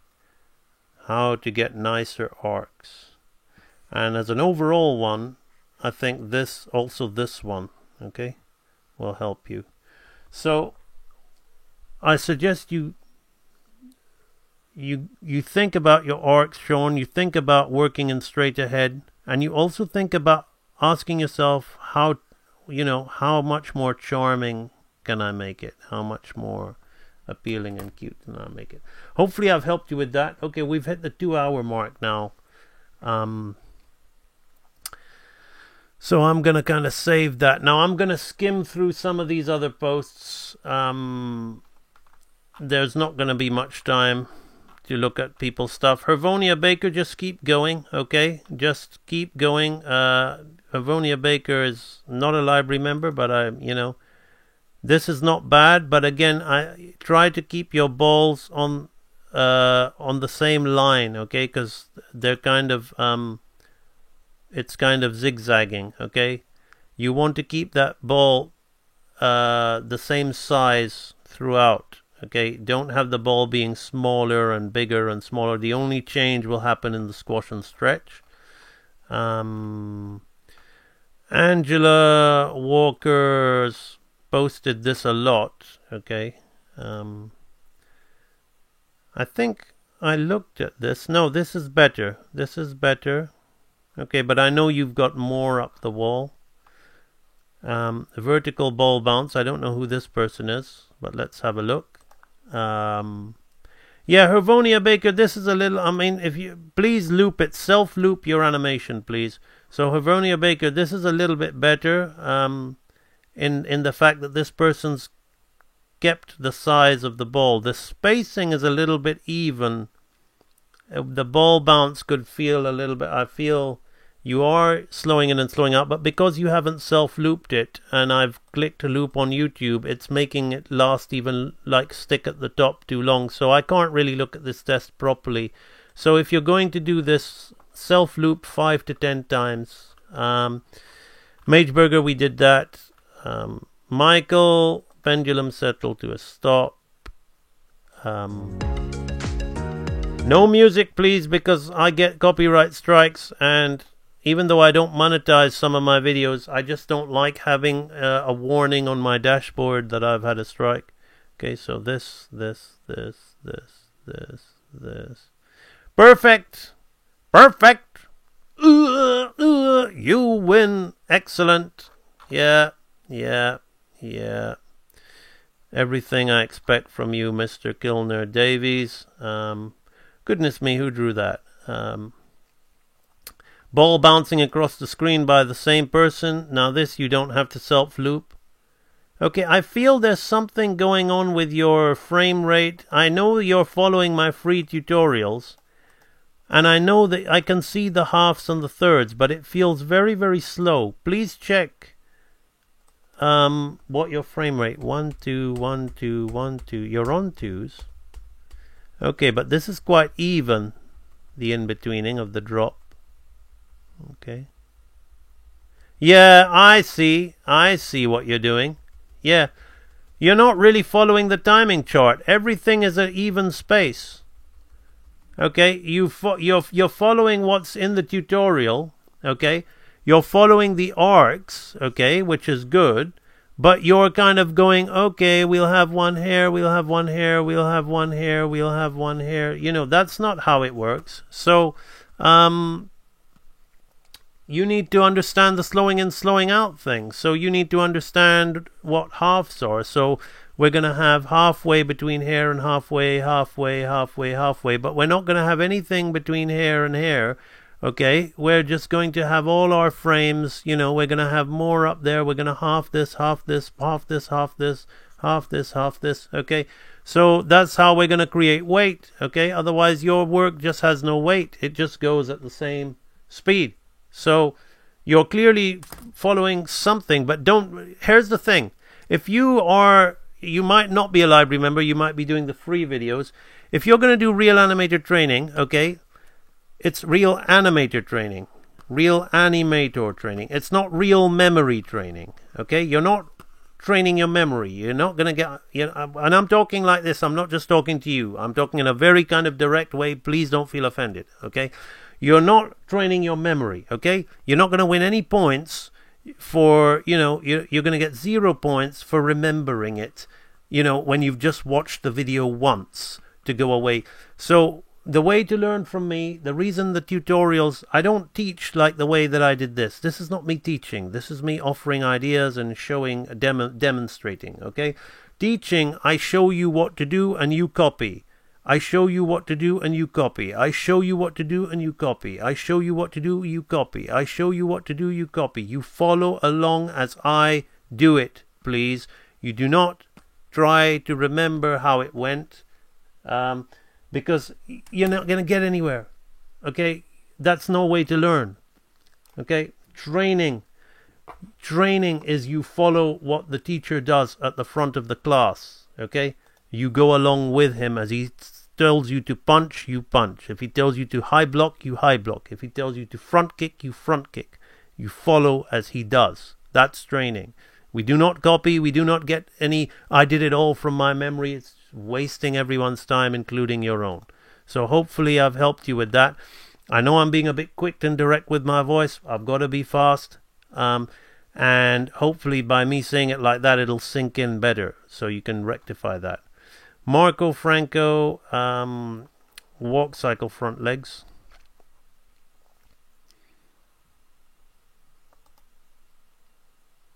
This is very fast. Put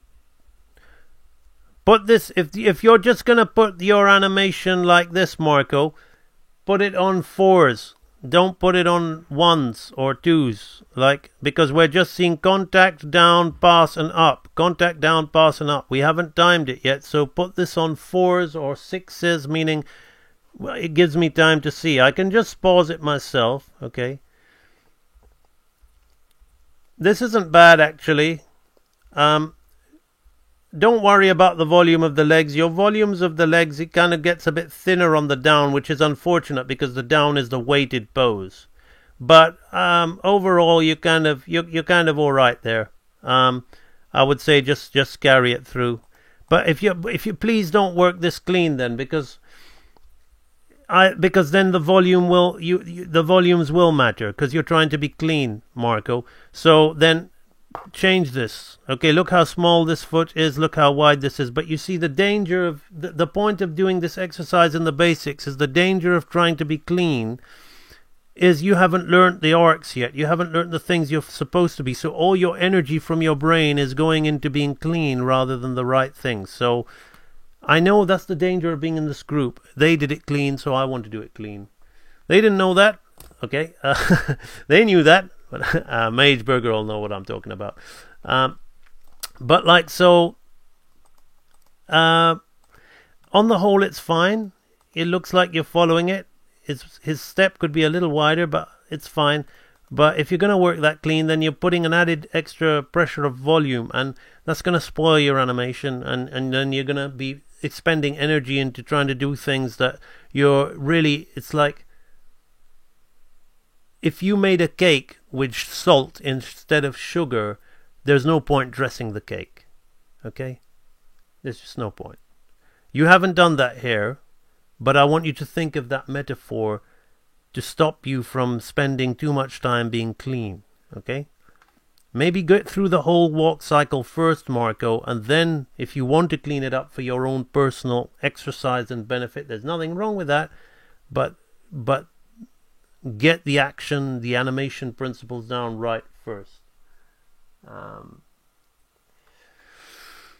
More from Sean Pascatuni. You'll forgive me, Sean, if I don't give you more of my time after you taking 2 hours of the stream today. Michael, Drop and Dangle. Yeah, Michael, I'm just going to leave you to it. That's good enough for me. There's a few slight things I saw there, but it's good enough. You're doing all right. Zoe Burnett, good to see you doing this kind of work. Zoe, what I want you to think is, this is the kind of thing that I used to do when I was younger, is I used to really like smudging charcoal to create shadow.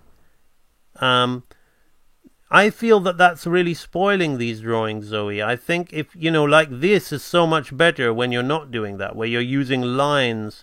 So I love this, the bat skeleton, by the way, but Zoe, I would really suggest that you, like if you're doing the frontal bone, for example, and you want to depict the shadow, I would really just suggest you kind of like think about just drawing the shape of the shadow and really getting a feel for the shape of the shadow to find the form. And then the better and better you get, you can then start making these shapes of shadow and then smearing them with the airbrush tool in the computer, with the soft brush, or with the finger on charcoal, and you'll have a better kind of understanding of shading and how to make shading good. So I would really suggest you focus on line. So that's my quick kind of tip to you for that. Hung Ming Hui, this is excellent example. Hung Ming Hui is an excellent exhibit of why my training library's anatomy archive is so good. These are fantastic studies of the patella. I'm just gonna leave you to it. Fantastic. Octavio, this is looking good. Okay, yes, and I like the rough line.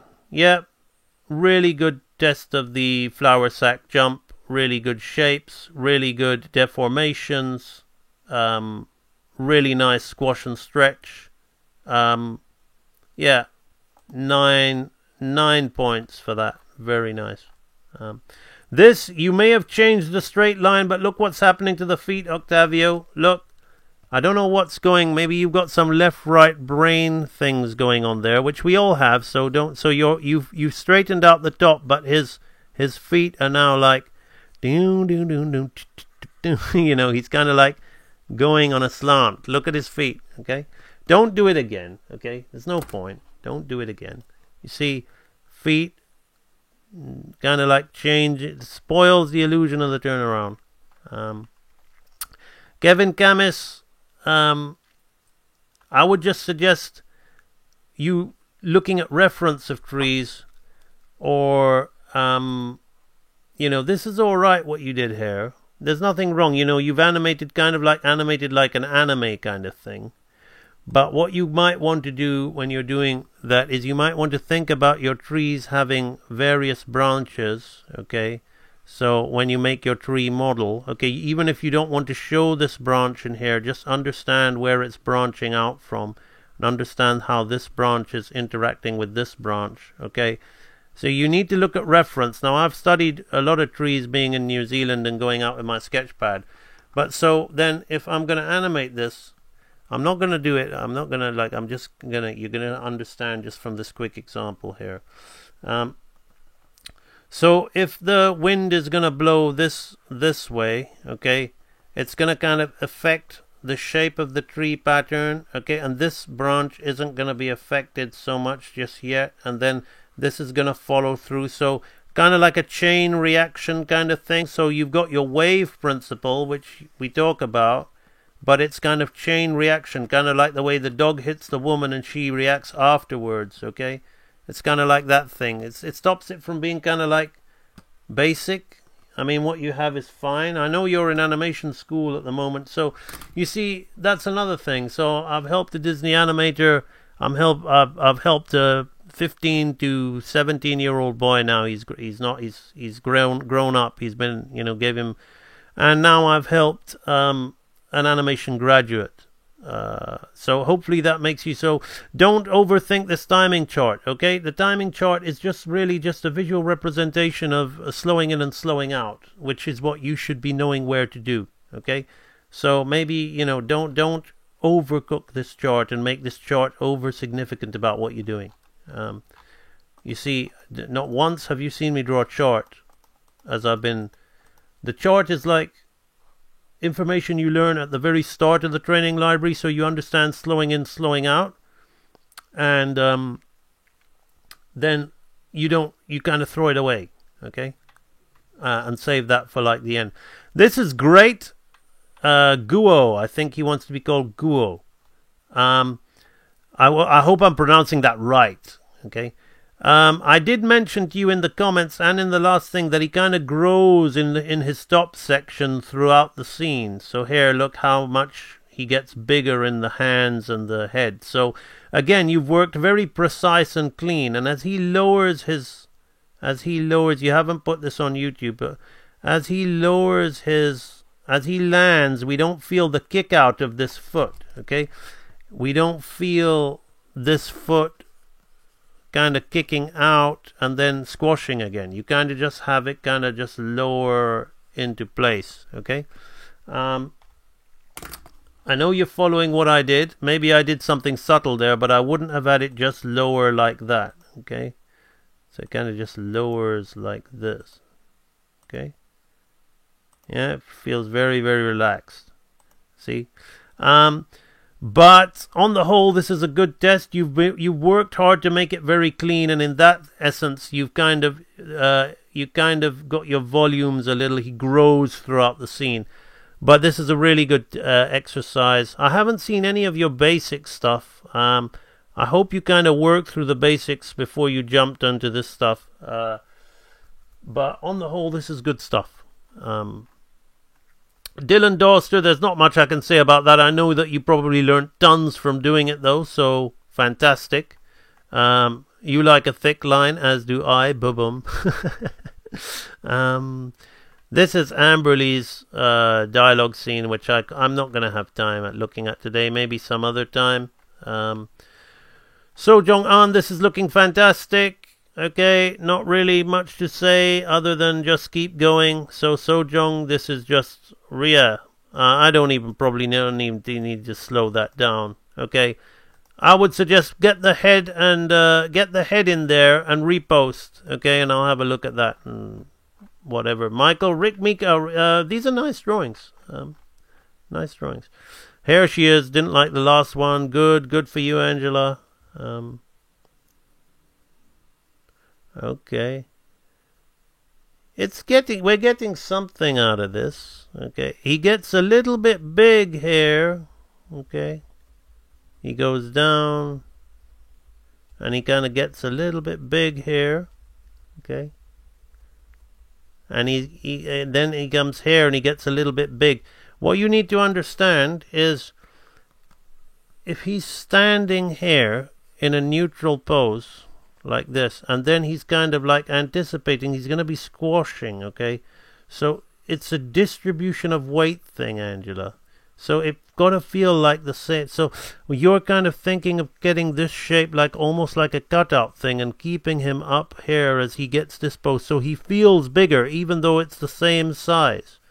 But that's what squash and stretch is all about, distribution of weight. As we put more space here, we bring more out here and create this kind of... So that's what's happened, Angela, as you've been doing that. We're kind of like... we're not able to get the distribution of weight. And then he gets very small and thin as he walks. Okay? But keep going. You know what? Just see this exercise through. It's not that bad. Alrenz, 10 points, okay? 10 points. I'm not going to say anything much about that. I wish I could see it a bit more. Maybe if you've got a multiply feature in your editor, or you've got a multiply line, you can just strengthen the line. It feels a bit fast. So I don't know if this is this is all on ones. Yeah, 1, 1, 1, 1, 1, 1, 1, 1, 1, 1, 39, 33, 30. Okay, so you haven't fully in between this yet. Okay, yeah. If you're going to post it like this, Alrenz, then post it with the proper timing without the in-betweens. Because it feels a bit fast, but I know it works, okay? I know that works. That's super, super solid. Super, super solid. Akao.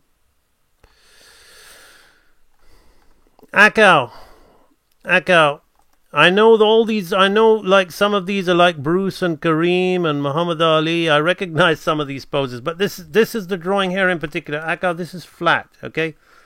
It looks like you're kind of like using those constructions of the macro, which is alright, but it's just that macro is just to give you a feel for the different amount of ribs in the rib cage, what are the true ribs and what are the false ribs.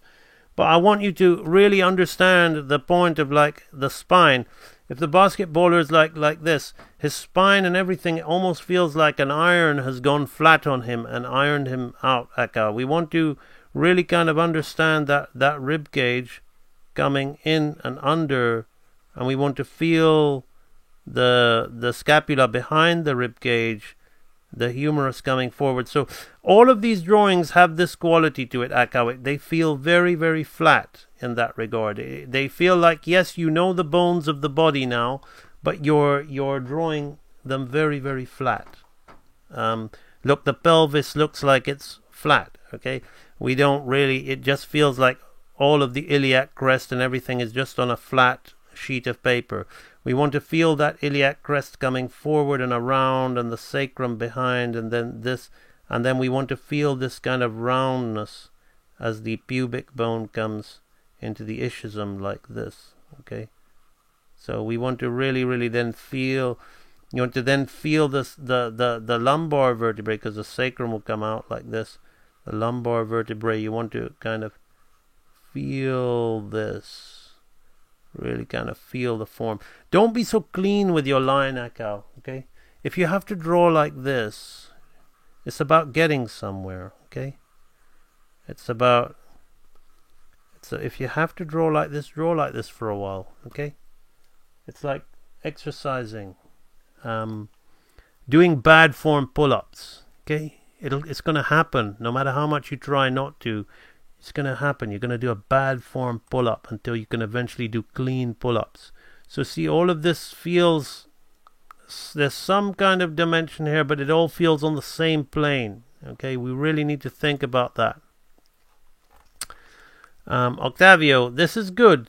I like this, but this starting pose, he's leaning too much to this side, so when he anticipates, it just doesn't feel like the back forwards thing, okay? So everything is this way, okay? So he starts this way, he anticipates this way, okay? And then he walks this way. We want him to be kind of straight at the start, lean into the anticipation. So although the top wants to go this way, the back is going this way, and then he'll walk forward, okay? So on the whole, nice work, but everything feels a little bit forward, okay? Walk is lovely. Walk is lovely. Lovely weight, lovely squash and stretch. Fantastic. Kevin Silver, the same. Nice Samurai Jack study, by the way, Kevin Silver. But again, you've done the same thing kind of as Octavio there. Nice. Okay, I would just, in fact, don't, your legs grow a little bit and he slides, okay? Make sure when you're doing these positions, you work from an extremes point of view, because your feet are kind of sliding a little bit around, okay? But again, it's too much this, okay? There maybe my pose had a little bit of that if both you and Octavio have done that. But I know that when I teach it, I say we want him to go back before he goes forward, and all you're getting from this is just forward. So both you and Octavio kind of did the same thing there. But on the whole, that's a good test, Kevin Silver. You're getting a little bit better at drawing the sack, so I think when you move on to the follow through and overlap, you'll improve again. Just watch the size of his groin and butt area. It's not, if we look at Octavio's, okay, look at the consistency here. Really, really nice. It feels like it doesn't feel like like it's going up and down. It's a nice, you feel like that sack is walking and whatever's in him is being distributed and dropping to the ground as he squashes into the ground and out. So be mindful of that. Lovely work, Selena. I'm gonna have to, bypass it today, but I really see an improvement in your line art now. So keep on going down this route. It's good. Okay, I see an improvement in your line art. This was a great post, Alex. I could just say that's using your initiative. Excellent. Gerbis, basic walk cycle again. Gerbis is really, really like pushing for this. I mean, I was fine with her previous walk cycle. Yep. If it looks good like that, I'm not going to spend time slowing it down. I now in between the last and after that I fully go over the standard walk now. Wow. Very, very fluid. Yeah. I like it. Yep. Yeah, I think that's good enough. If there's gonna be things in there that might need addressing, but I really don't think it's worth lingering onto that. Now, why did I do that? Okay. Curtis's front walk. Akao! This looks really, really good.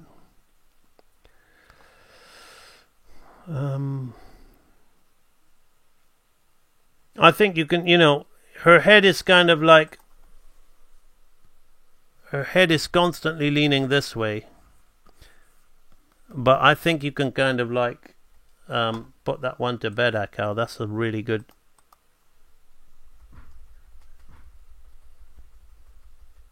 Okay. Little bit of a inconsistency there, but sometimes you gotta cheat it. This is probably your strongest work, Akao. Fucking hell, Akao. That is good, okay? That is good. Hopefully this kind of mentality will start you thinking about the dimension in your drawings as well. Okay, Akao? This is fucking awesome, yeah. That's a really good for you, Akao, that is really strong. You've come a long way, my friend. Yeah, I can see where all your energy has gone. Curtis's walk cycle. Why, that's good, Curtis. I don't know if that's fully in, but it should be on ones. 1 2 1 2 1 2 1 2. Yeah, it's on twos. Yeah, put it on ones. I like it.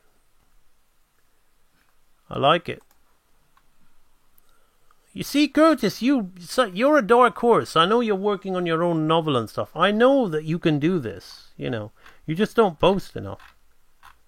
Oh yeah, well there we kind of skimmed through it all. Yeah, there's somebody's personal work that I'm gonna I'm gonna have to bypass because I kind of skimmed through all the library stuff and it's all kind of intact. So great work, people. Okay.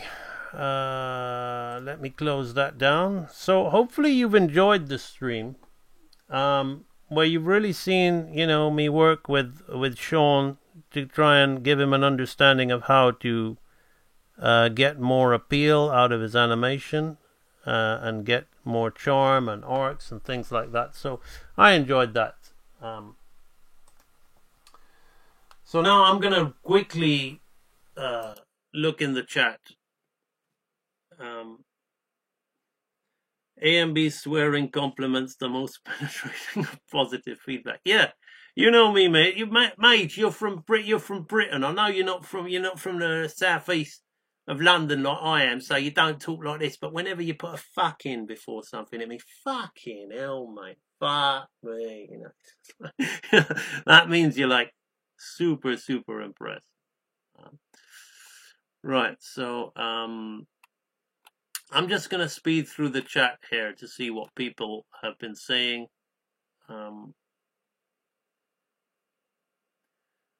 A rocket basting of speeding up through the stratosphere.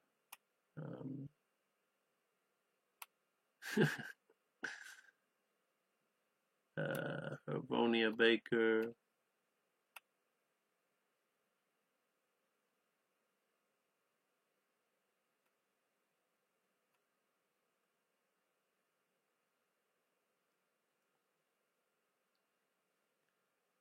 I found AMB's filmography when half of the stuff I've done isn't even on that filmography. The IMB, I don't know who's updating my IMB because I didn't bother updating my IMB for God knows. And then I saw somebody put that I was on Lego on there, and somebody put, I said, who did that for me?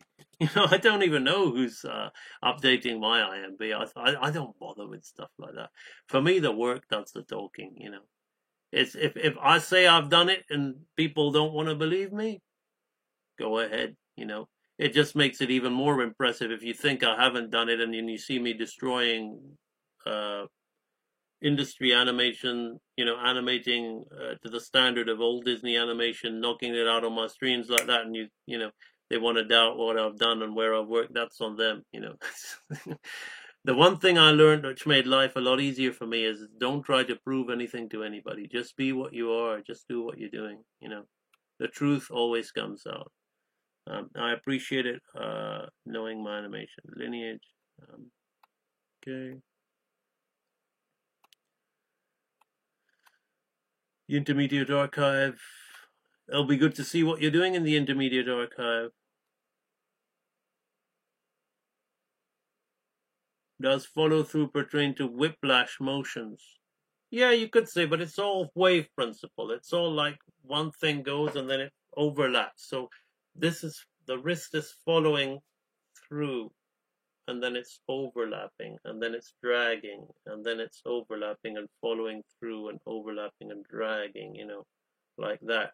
The Illusion of Life just called it follow through and overlapping action. People include drag in there now. I'm just seeing what people are saying in the chat.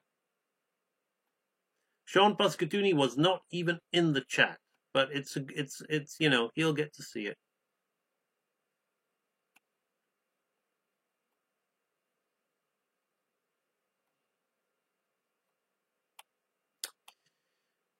So people just chatting,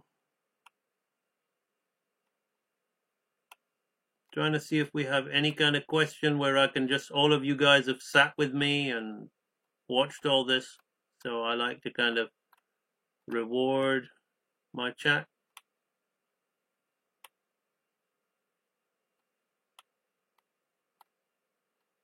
Okay, so nothing up there. I just got the Animator Survival Kit. Yeah, good luck. Good luck. Hopefully you'll learn something from it. Good morning. I've been wanting to get into animation, but I can never find the motivation to start. That's a difficult one. There's a difference between the success and failure. Failure is never failure. Okay? Failure, what people call failure is what to a successful person would call temporary defeat.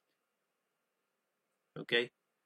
Temporary defeat means temporary. So you just continue on. Now, if you're starting from a point of no motivation, that means that your desire level is low. So if your desire level is low, doesn't matter how much you claim you want it, you will not get it. So hopefully this will be the best motivation for you. Because if you really want it, you'll be like, well, I do want it, and I'm going to do it. But if you feel you need motivation and you say you want to do it, then the fact of the matter is you just, it's like people say, I want to be a millionaire. Everybody says, would you like to be a millionaire? Would you like to have $1 million? Would you like to be financially free? If, for those of you who have got such a bad relationship with money and such a high level of, it's noble to be poor, would you like to be financially free? Most people would say yes. Most people would say yes. But the fact is there's not a burning desire for it, so that's why they go on in their lives just being part of the crowd, just being pushed around, doing the 9 to 5. Because ultimately their inner programming, their servo mechanism, which is what your body is, what programs your body, your heart, your lungs, everything, involuntary action. Life is involuntary action that you think is voluntary action, but it isn't. Most of your things that you do, including the things like watching Game of Thrones and all that, is involuntary action. It is your inner desires surfacing as actions. So if you say, I want to be motivated to animate at the very start, I would say that you need to really, really think about, is it something you really want to do? Because then just start. Try. Play around with it. See how excited you get doing it. If you don't, then it's okay. There is something and will be something out there, especially for you, that will light the fire inside, where your silver mechanism will guide you towards doing it. Nothing's stopping you from giving it a go and having a play. But since you asked me about motivation, the kind of motivation that some people like, even from me, with all the music and the talking, and I do it sometimes, and listening to the video, and like listening to Sylvester Stallone talking to his son like, that ain't what winning is about, and that ain't you, and all these Rocky speeches that people repeatedly listen to and start crying to. It's a dopamine fix. They get a kick out of being motivated, so then they can be demotivated to listen to that shit all over again like a broken record and feel like they're doing something with their lives. But it's not. It's a circular thing that doesn't get them anywhere. So all this motivational talk, if there's no burning desire, it's pointless. It's a dopamine fix for you in the moment to feel like you're doing something and you're getting somewhere with your life. The real thing is the spark. Then the motivational talk and the motivational thing will fuel that spark. But if there is no spark in the first place, it's going to be very, very difficult. It's mainly for my ADHD. Okay, well, how about, I don't care if you've been clinically diagnosed as saying you've got ADHD. You've just defined that you've got ADHD. How about you just refuse to accept that you've got ADHD? Take that one out of the picture. Just say, okay, I want to do this. I want to do this, and, I'm the best at it. And I foresee myself being the best at this. I foresee that so many people are going to love what I'm doing, and they're going to relate to what I'm doing, and I'm going to change the world with my animation. And why does ADHD even have to come into it? Okay. Imagine if Stephen Hawkins said he had motor neuron. I think, was it motor neurons disease? I don't know what he had. I really don't know. I don't know enough about it. But he was stuck in a wheelchair. He couldn't even talk. He talked through a computer. Okay? So think about what he said if he said, I can't do that. The whole world has benefited, and science community has benefited from his work. So I know it might be very hard, and it might be very easy for me to talk. I understand that. So I'll give you that, okay? We'll agree on that. But let's try to not make excuses for ourselves, okay? Let's just look for that spark and move forward with it.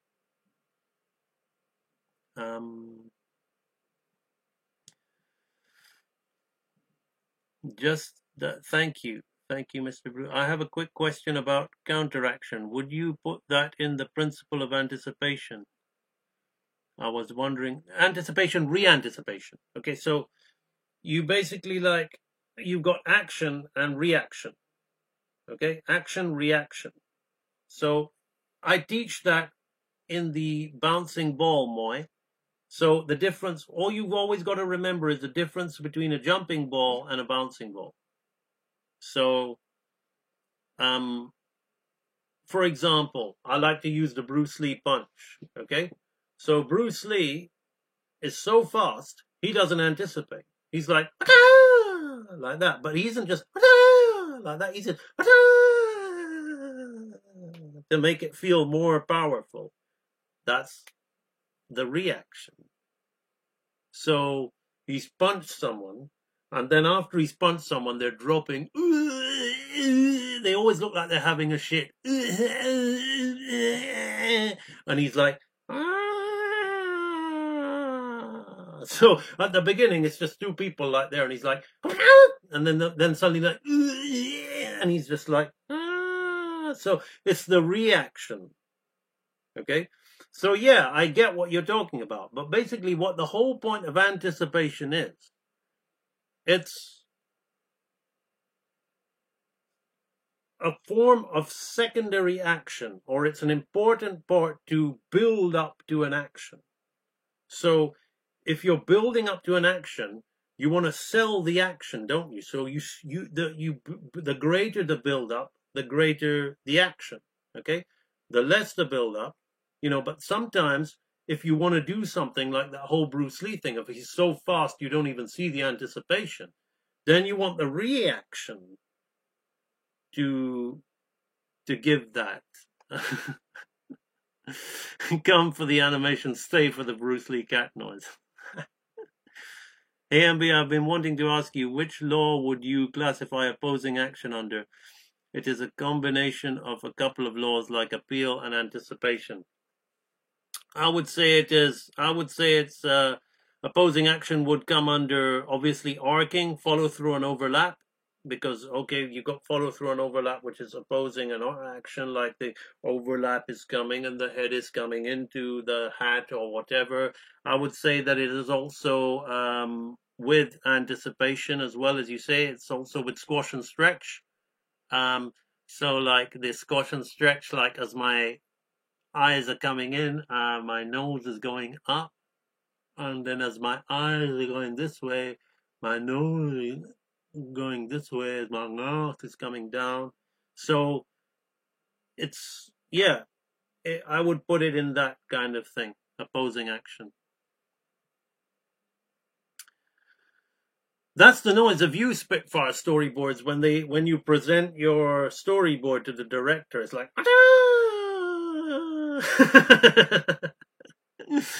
but I'm accomplishing slowly.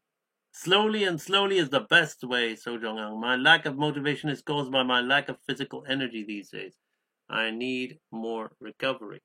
Yeah, but you see, the very fact, you're talking about lack, but you're still working, because that spark is still there.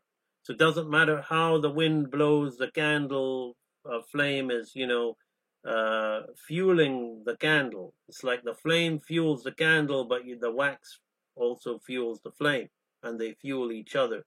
Okay, so that's what you are, So Jong-un. You're flame fueling, but you're also the wax as well. And sometimes, you need more of one than the other, but that's life. But as long as the flame is there, it's gonna go.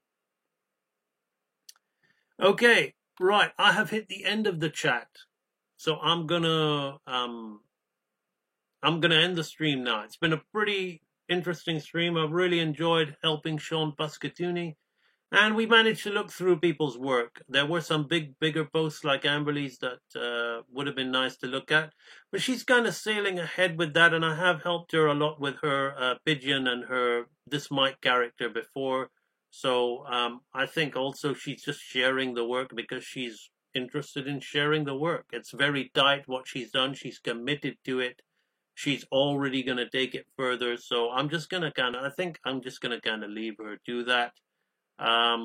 It's just keep us updated with that, Amberly. Keep us updated. I'm gonna enjoy looking at some of your mouth shapes. I think that's when I can really chime in. I think once you start breaking it down and putting in the mouth shapes, I think I can really chime in. At the moment, this is pretty much building on the stuff I've already been showing you about the silhouettes and the posing and the things like that. So yeah, keep us posted. Keep us posted, and I definitely will chime in when I feel that I've really got something to say other than just repeating myself with silhouettes and posing and drawing, which is all over a lot of my other streams.